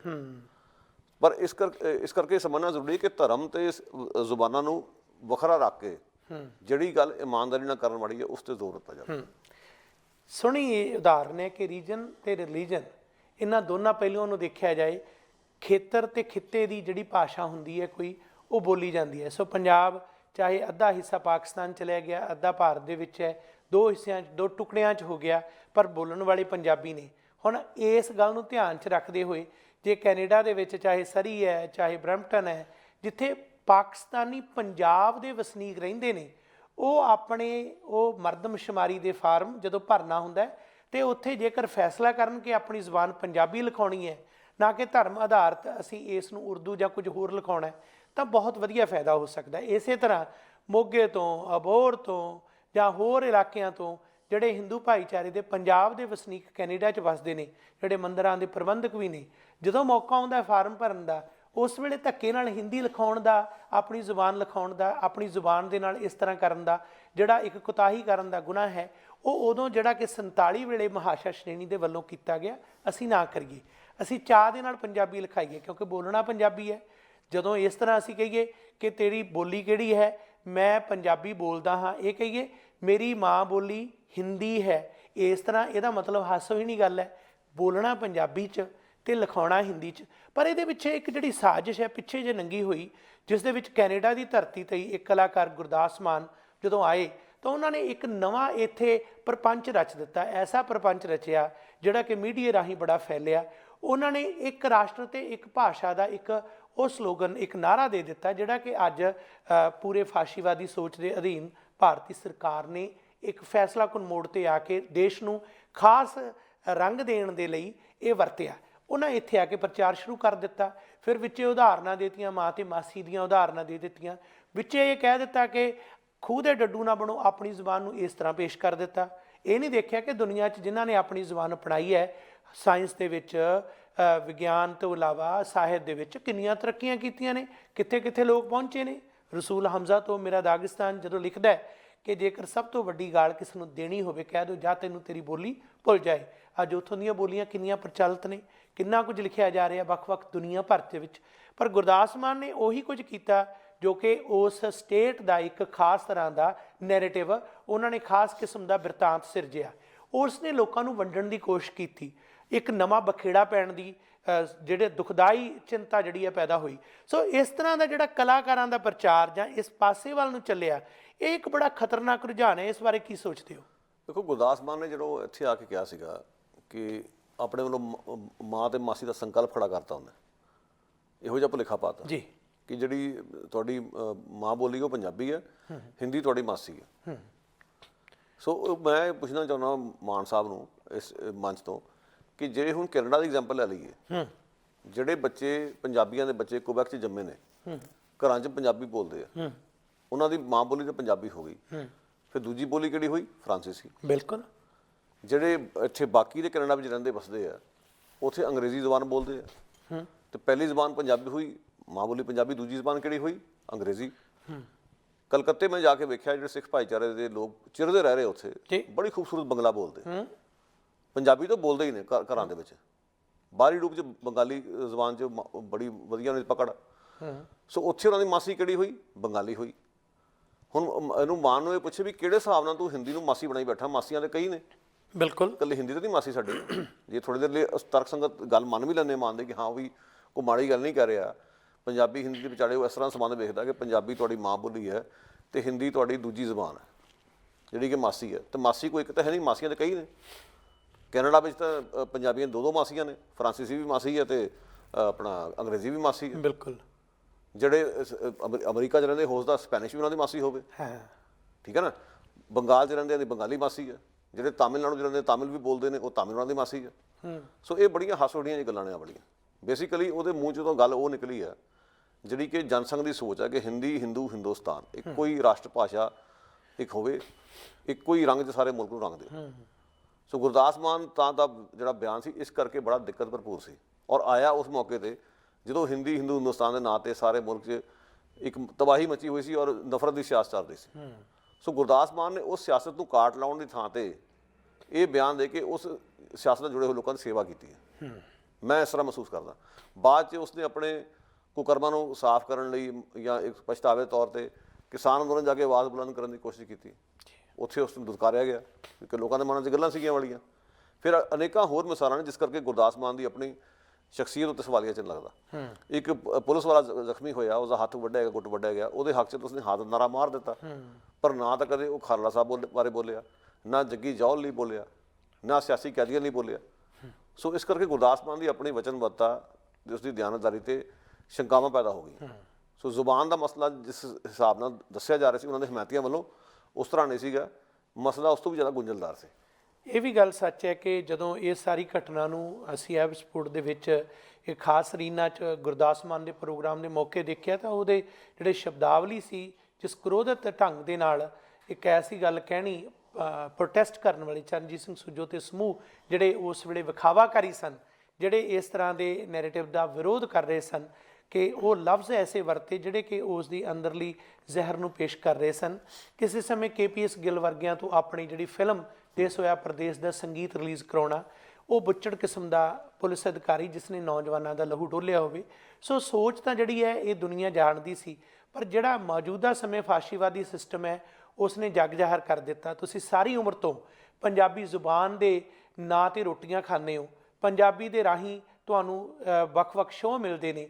ਕਹਿਣ ਨੂੰ ਆਪਣੀ ਪੰਜਾਬੀ ਬੋਲੀ ਤੇ ਗੀਤ ਵੀ ਕਹਿਦਾ, ਤੇਰੀ ਬੋਲੀ ਜਿਹੜੀ ਹੈ, ਤੇਰੇ ਬੋਲੀ ਦਾ ਸਤਿਕਾਰ ਹੈ ਜਿਹੜਾ ਦੁਰਕਾਰਿਆ ਜਾ ਰਿਹਾ ਹੈ। ਕਿੰਨਾ ਬੋਲੀਏ ਪੰਜਾਬੀਏ ਜ਼ਬਾਨੇ ਨਹੀਂ ਰਕਾਨੇ ਤੇ ਮੇਰੇ ਦੇਸ਼ ਦੀਏ, ਕਿਹਨੇ ਤੇਰੇ ਖੋਲੇ ਸ਼ਿੰਗਾਰ, ਤੇ ਸ਼ਿੰਗਾਰ ਤਾਂ ਅਸੀਂ ਆਪ ਖੋ ਰਹੇ ਆ, ਕਿਸੇ ਨੇ ਕੀ ਖੋਣੇ ਆ। ਸੋ ਇਹ ਬੜੀ ਦੁਖਦਾਈ ਗੱਲ ਹੈ। ਇਹ ਇੱਕ ਕਲਾਕਾਰ ਨਹੀਂ, ਐਸੇ ਹੋਰ ਕਲਾਕਾਰ ਵੀ ਨੇ ਜਿਨ੍ਹਾਂ ਦੇ ਆਪਣੇ ਪਰਿਵਾਰਾਂ 'ਚ ਬੋਲੀ ਪੰਜਾਬੀ ਨਹੀਂ ਬੋਲੀ ਜਾਂਦੀ। ਸੋ ਅਸੀਂ ਜਦੋਂ ਸ਼ੋਅ ਕਰਾਉਣੇ ਆ ਅਸੀਂ ਚੱਕ ਚਕਾ ਕੇ ਉਹਨਾਂ ਨੂੰ ਬਹੁਤ ਜ਼ਿਆਦਾ ਵੱਡਾ ਥਾਂ ਦੇ ਦਿੰਦੇ ਹਾਂ, ਪਰ ਨਹੀਂ, ਉਹਨਾਂ ਦਾ ਇੱਕੋ ਹੀ ਆ, ਰੋਟੀਆਂ ਕਾਰਨ ਪੂਰੇ ਤਾਲ। ਸਿਰਫ ਰੋਟੀਆਂ ਦੇ ਵਾਸਤੇ ਹੀ ਉਹ ਕੰਮ ਕਾਰ ਚੱਲਦਾ। ਜ਼ੁਬਾਨ ਦਾ ਪਿਆਰ ਅੰਦਰੋਂ ਡੁੱਲਦਾ। ਸੋ ਸਾਨੂੰ ਅੱਖਾਂ ਖੋਲ੍ਹਣੀਆਂ ਚਾਹੀਦੀਆਂ, ਇਸ ਗੱਲ 'ਤੇ ਖਿਆਲ ਰੱਖਣਾ ਚਾਹੀਦਾ। ਕੈਨੇਡਾ 'ਚ ਪੰਜਾਬੀ ਬੋਲੀ ਕੈਨੇਡੀਅਨ ਬੋਲੀ ਨਾ ਹੋ ਕੇ ਇੱਕ ਵਿਦੇਸ਼ੀ ਬੋਲੀ ਦੇ ਤੌਰ 'ਤੇ ਮੰਨੀ ਜਾਣ ਦਾ ਇੱਕ ਸੰਤਾਪ ਵੀ ਚੱਲ ਰਿਹਾ, ਜਿਸ ਦੇ ਬਾਰੇ ਲਗਾਤਾਰ ਵਿਦਵਾਨ ਲਿਖ ਰਹੇ ਨੇ। ਅਸੀਂ ਵੀ ਇਸ ਗੱਲ 'ਤੇ ਧਿਆਨ ਕੇਂਦਰਿਤ ਕਰਦੇ ਹਾਂ ਕਿ ਕਿਉਂ ਸਿਰਫ 2 ਭਾਸ਼ਾਵਾਂ ਨੂੰ ਹੀ ਨੈਸ਼ਨਲ ਲੈਂਗੁਏਜ ਦੇ ਤੌਰ 'ਤੇ ਮੰਨਿਆ ਜਾਂਦਾ, ਜਦ ਕਿ ਅਸਲ ਦੇ ਵਿੱਚ ਤਾਂ ਮੂਲ ਵਾਸੀਆਂ ਦੀ ਭਾਸ਼ਾ ਉਸ ਦਾ ਇਸ ਤੋਂ ਵੀ ਉੱਚਾ ਦਰਜਾ। ਪੰਜਾਬੀ ਵੀ ਹੁਣ ਕੈਨੇਡੀਅਨ ਭਾਸ਼ਾ। ਜੇ ਅਸੀਂ ਕੈਨੇਡੀਅਨ ਹਾਂ ਤਾਂ ਪੰਜਾਬੀ ਕਿਸ ਤਰ੍ਹਾਂ ਵਿਦੇਸ਼ੀ ਭਾਸ਼ਾ ਹੋ ਗਈ? ਦੇਖੋ, ਇਹ ਜਿਹੜਾ ਆਫੀਸ਼ੀਅਲ ਸਟੇਟਸ ਪੰਜਾਬੀ ਨੂੰ ਦੇਣਾ ਮੈਨੂੰ ਨਹੀਂ ਪਤਾ ਸੰਭਵ ਹੈ ਕਿ ਨਹੀਂ, ਕਿਉਂਕਿ ਪਹਿਲਾਂ ਤਾਂ ਮੂਲ ਵਾਸੀ ਜ਼ਬਾਨਾਂ ਦਾ ਹੱਕ ਬਣਦਾ। ਬਿਲਕੁਲ, ਹੱਕ ਤਾਂ ਉਹਨਾਂ ਦਾ ਬਣਦਾ, ਅਜੇ ਉਹਨਾਂ ਨੂੰ ਨਹੀਂ ਮਿਲਿਆ ਤੇ ਪੰਜਾਬੀ ਕਿਵੇਂ ਅਸੀਂ ਦਾਅਵਾ ਕਰ ਸਕਦੇ ਕਿ ਸਾਡੀ ਜ਼ਬਾਨ ਨੂੰ ਮਾਨਤਾ ਦਿਓ। ਸਹੀ ਹੈ। ਹੁਣ ਜਿਹੜਾ ਸਿਧਾਂਤ ਬਣਿਆ ਅੰਗਰੇਜ਼ੀ ਫਰਾਂਸੀਸੀ ਦਾ, ਉਸ ਦੇ ਪਿੱਛੇ ਲੰਮਾ ਚੌੜਾ ਇਤਿਹਾਸ ਹੈ ਕਿ ਇਹਨਾਂ 2 ਕੌਮਾਂ ਦੀ ਆਪਸ ਜਦੋਂ ਸਮਝੌਤਾ ਹੋਇਆ, ਕੈਨੇਡਾ ਦੀ ਬਣਤਰ ਬੁਣਤਰ ਹੋਈ ਹੈ, ਉਹਦੇ ਚੱਲਦੇ ਸਾਰਾ ਕੁਝ ਹੋਇਆ ਜੀ। ਪਰ ਫਿਰ ਵੀ ਮੂਲ ਵਾਸੀਆਂ ਦੀ ਜ਼ਬਾਨਾਂ ਨੂੰ ਪਹਿਲਾ ਸਥਾਨ ਬਣਦਾ ਜੇ ਇਹਨਾਂ 2 ਜ਼ਬਾਨਾਂ ਤੋਂ ਇਲਾਵਾ ਕਿਸੇ ਹੋਰ ਨੂੰ ਕੋਈ ਵੱਡਾ ਆਫੀਸ਼ੀਅਲ ਸਟੇਟਸ ਦੇਣਾ ਹੋਵੇ। ਪੰਜਾਬੀਆਂ ਦੇ ਬਾਰੇ ਮੈਨੂੰ ਨਹੀਂ ਪਤਾ ਕਦੋਂ ਤੱਕ ਸੰਭਵ ਹੈ, ਕਿਵੇਂ ਸੰਭਵ ਹੈ, ਔਰ ਕਿੰਨਾ ਸਫ਼ਰ ਹੋਰ ਹੋਏਗਾ। ਪਰ ਇਹ ਤਾਂ ਸਾਨੂੰ ਮੰਨਣਾ ਹੀ ਪੈਣਾ ਨਾ ਕਿ ਪੰਜਾਬੀ ਅੱਜ ਕੈਨੇਡੀਅਨ ਜ਼ਬਾਨ ਹੈ। ਇਹ 'ਚ ਕੋਈ ਦੋ ਰਾਵਾਂ ਹੈ ਨਹੀਂ ਗੀਆਂ। ਅਨੇਕਾਂ ਥਾਵਾਂ ਤੇ ਪੰਜਾਬੀ 'ਚ ਵੀ ਸਰਵਿਸਿਜ਼ ਮਿਲਦੀਆਂ ਨੇ, ਬਿਲਕੁਲ 2 ਭਾਸ਼ੀਆਂ ਦੀ ਵੀ ਸੁਵਿਧਾ ਹੈ ਸਾਡੇ ਕੋਲ। ਪਰ ਇਹ ਗੱਲ ਸਾਨੂੰ ਮੰਨ ਲੈਣੀ ਚਾਹੀਦੀ ਕਿ ਅੱਜ ਪੰਜਾਬੀ ਜ਼ਬਾਨ ਕੈਨੇਡਾ 'ਚ ਵਿਦੇਸ਼ੀ ਜ਼ਬਾਨ ਨਹੀਂ ਹੈ। ਬਿਲਕੁਲ। ਇਸ ਨੂੰ ਕਿਸ ਤਰੀਕੇ ਨਾਲ ਲੋਕਾਂ ਤੱਕ ਪਹੁੰਚਾਇਆ ਜਾਵੇ, ਇਹ ਹੁਣ ਭੇਦ ਜਿਹੜਾ ਇਸ ਦਾ ਸਰਕਾਰ ਹੀ ਕੋਈ ਨਾ ਕੋਈ ਹੱਲ ਕਰ ਸਕਦੀ ਹੈ ਕਿ ਉਹ ਕਿਵੇਂ ਕੀਤਾ ਜਾਵੇ। ਪਰ ਇਹ ਗੱਲ ਤੇ ਦੁਰਸਤ ਹੈ ਕਿ ਜਿਹੜੇ ਸਾਡੇ ਪੰਜਾਬੀ ਦੇ ਕਈ ਇੱਥੇ ਲੇਖਕ ਨੇ ਨਵੀਂ ਪੀੜ੍ਹੀ ਦੇ, ਉਹ ਜੋ ਕੁਝ ਵੀ ਲਿਖਦੇ ਨੇ ਉਹ ਕੈਨੇਡੀਅਨ ਸਰੋਕਾਰਾਂ ਨਾਲ ਸਾਰਾ ਕੁਝ ਜੁੜਿਆ ਹੋਇਆ, ਚਾਹੇ ਉਹ ਸਾਹਿਤ ਰਚਿਆ, ਚਾਹੇ ਕਹਾਣੀਆਂ, ਚਾਹੇ ਕੁਝ ਵੀ, ਚਾਹੇ ਫਿਲਮਾਂ ਬਣੀਆਂ ਹੋਣ। ਬਿਲਕੁਲ। ਸੋ ਮੇਰਾ ਮਤਲਬ ਕਹਿੰਦਾ ਉਸ ਨਾਤੇ ਇਹ ਹੁਣ ਕਹਿਣਾ ਬਿਲਕੁਲ ਸਹੀ ਨਹੀਂ ਹੋਏਗਾ ਕਿ ਪੰਜਾਬੀ ਅੱਜ ਵਿਦੇਸ਼ੀ ਜ਼ਬਾਨ ਹੈ। ਉਸ ਨੂੰ ਕੈਨੇਡੀਅਨ ਜ਼ਬਾਨ ਮੰਨਿਆ ਜਾਵੇ। ਕਿਸ ਰੂਪ 'ਚ ਤੇ ਕਿਸ ਸਤਰ 'ਤੇ ਇਹ ਤੈਅ ਹੁਣ ਸਰਕਾਰਾਂ ਨੇ ਕਰਨਾ ਤੇ ਜਿਹੜੇ ਐਕਟਿਵਿਸਟ ਜੁੜੇ ਹੋਏ ਨੇ ਉਹਨਾਂ ਨੇ ਕਰਵਾਉਣਾ। BC ਦੇ ਵਿੱਚ ਅਸੀਂ ਦੇਖੀਏ ਕਿ ਇੱਕ ਇਤਿਹਾਸ ਹੈ। BC ਦੇ ਵਿੱਚ ਪੰਜਾਬੀ ਨੂੰ ਦੂਜੀ ਭਾਸ਼ਾ ਦਾ ਦਰਜਾ ਦਿਵਾਉਣ ਦੇ ਵਿੱਚ ਮਨਮੋਹਨ ਸਿੰਘ ਮੋਹਸੋਹਤਾ ਜਿਹੜੇ ਸਾਡੇ ਇੱਥੋਂ ਦੇ ਮੰਤਰੀ ਸਨ, ਉਹਨਾਂ ਨੇ ਬਹੁਤ ਵੱਡੀ ਭੂਮਿਕਾ ਨਿਭਾਈ।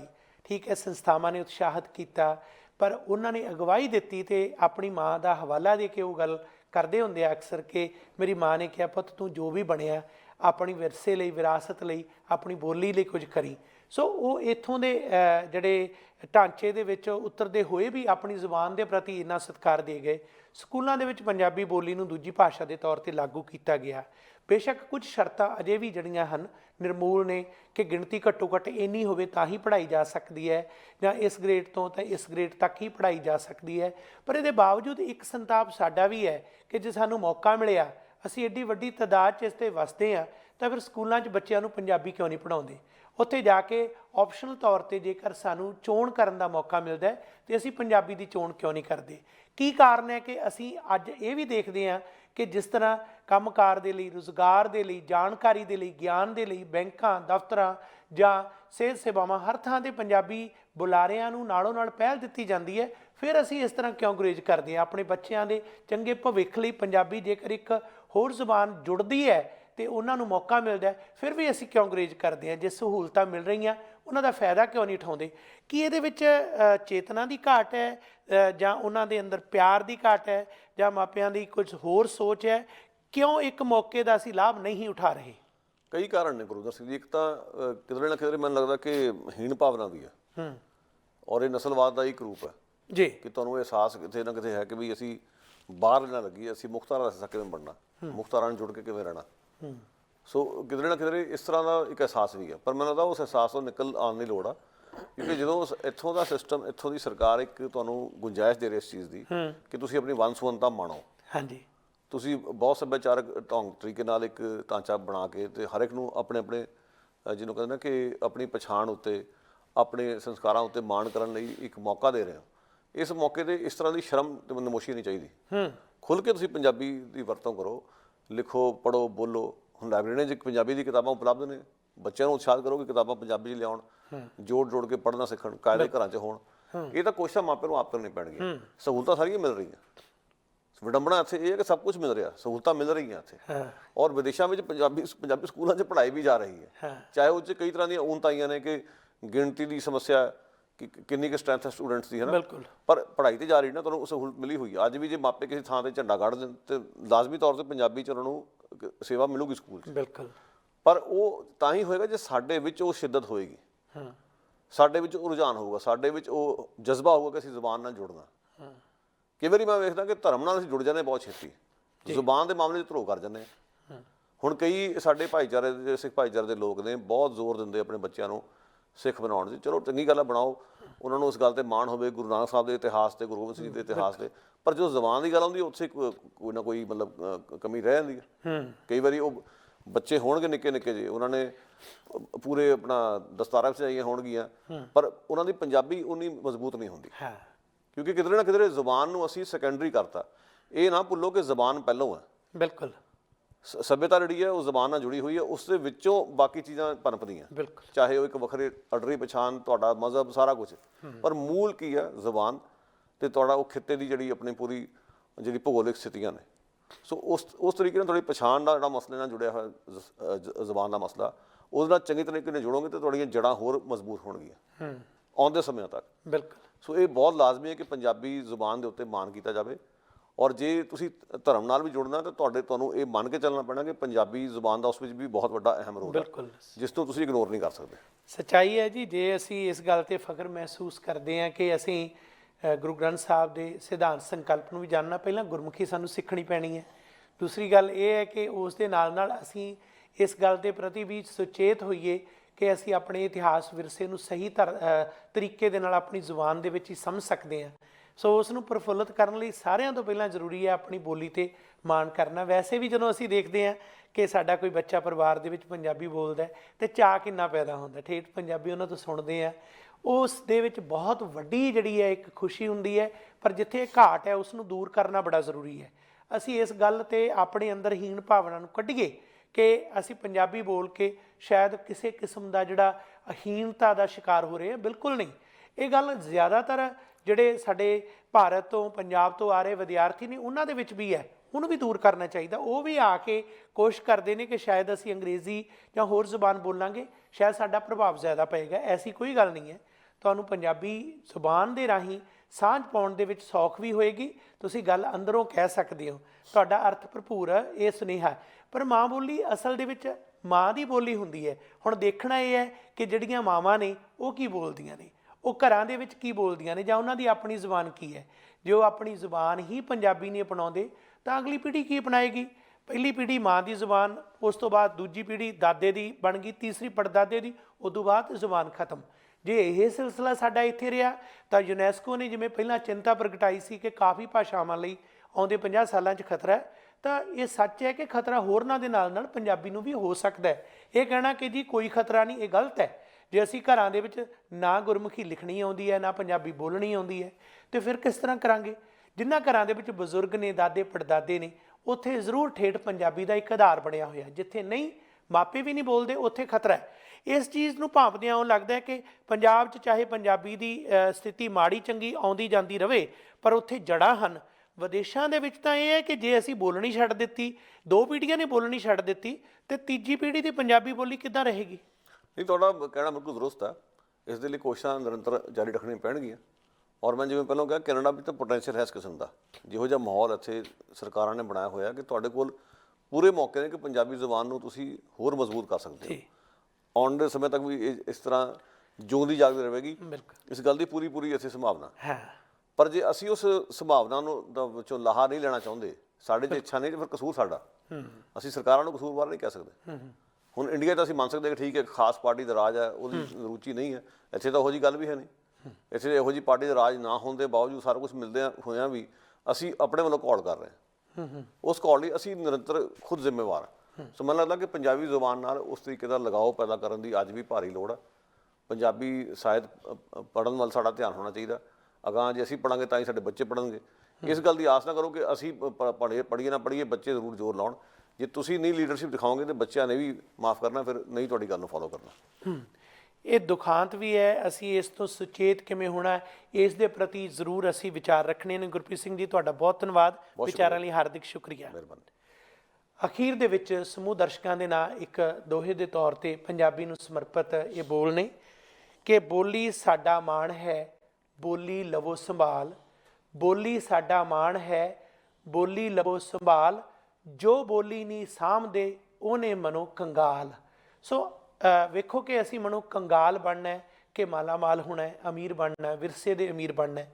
ਸੋ ਆਓ ਅੰਤਰਰਾਸ਼ਟਰੀ ਮਾਂ ਬੋਲੀ ਤੇ ਪੰਜਾਬੀ ਮਾਂ ਬੋਲੀ ਦੀ ਸ਼ਾਨ ਵਧਾਈਏ ਅਤੇ ਇਸ ਦੇ ਸਤਿਕਾਰ ਵਜੋਂ ਆਪਣੇ ਚਾਅ ਅਤੇ ਮਲਾਰਾਂ ਖੁਸ਼ੀਆਂ ਨੂੰ ਮਨ ਦੇ ਵਿੱਚ ਸਮਾਈਏ। ਚਾਹੇ ਕੈਨੇਡਾ 'ਚ ਆ, ਪੰਜਾਬ ਦੇ ਵਿੱਚ ਆ, ਕਿਤੇ ਵੀ ਆ, ਪੰਜਾਬੀ ਤੇ ਮਾਣ ਮਹਿਸੂਸ ਕਰੀਏ।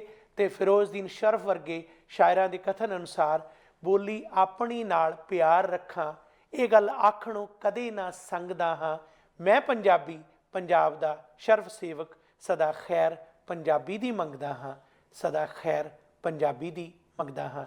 ਇੰਨੇ ਸ਼ਬਦਾਂ ਨਾਲ ਆਪ ਸਾਰਿਆਂ ਨੂੰ ਇੱਕ ਵਾਰ ਫਿਰ ਮਾਂ ਬੋਲੀ ਦਿਹਾੜੇ ਦੀਆਂ ਮੁਬਾਰਕਾਂ। ਧੰਨਵਾਦ। ਸਾਡਾ ਹਰ ਇੱਕ ਪ੍ਰੋਗਰਾਮ ਵੇਖਣ ਤੇ ਸਾਡੇ ਨਾਲ ਜੁੜਨ ਲਈ ਸਬਸਕ੍ਰਾਈਬ ਕਰੋ ਚੈਨਲ ਪੰਜਾਬੀ ਤੇ ਨੋਟੀਫਿਕੇਸ਼ਨ ਲਈ ਬੈਲ ਆਈਕਨ ਵਾਲੇ ਬਟਨ ਤੇ ਕਲਿੱਕ ਕਰੋ।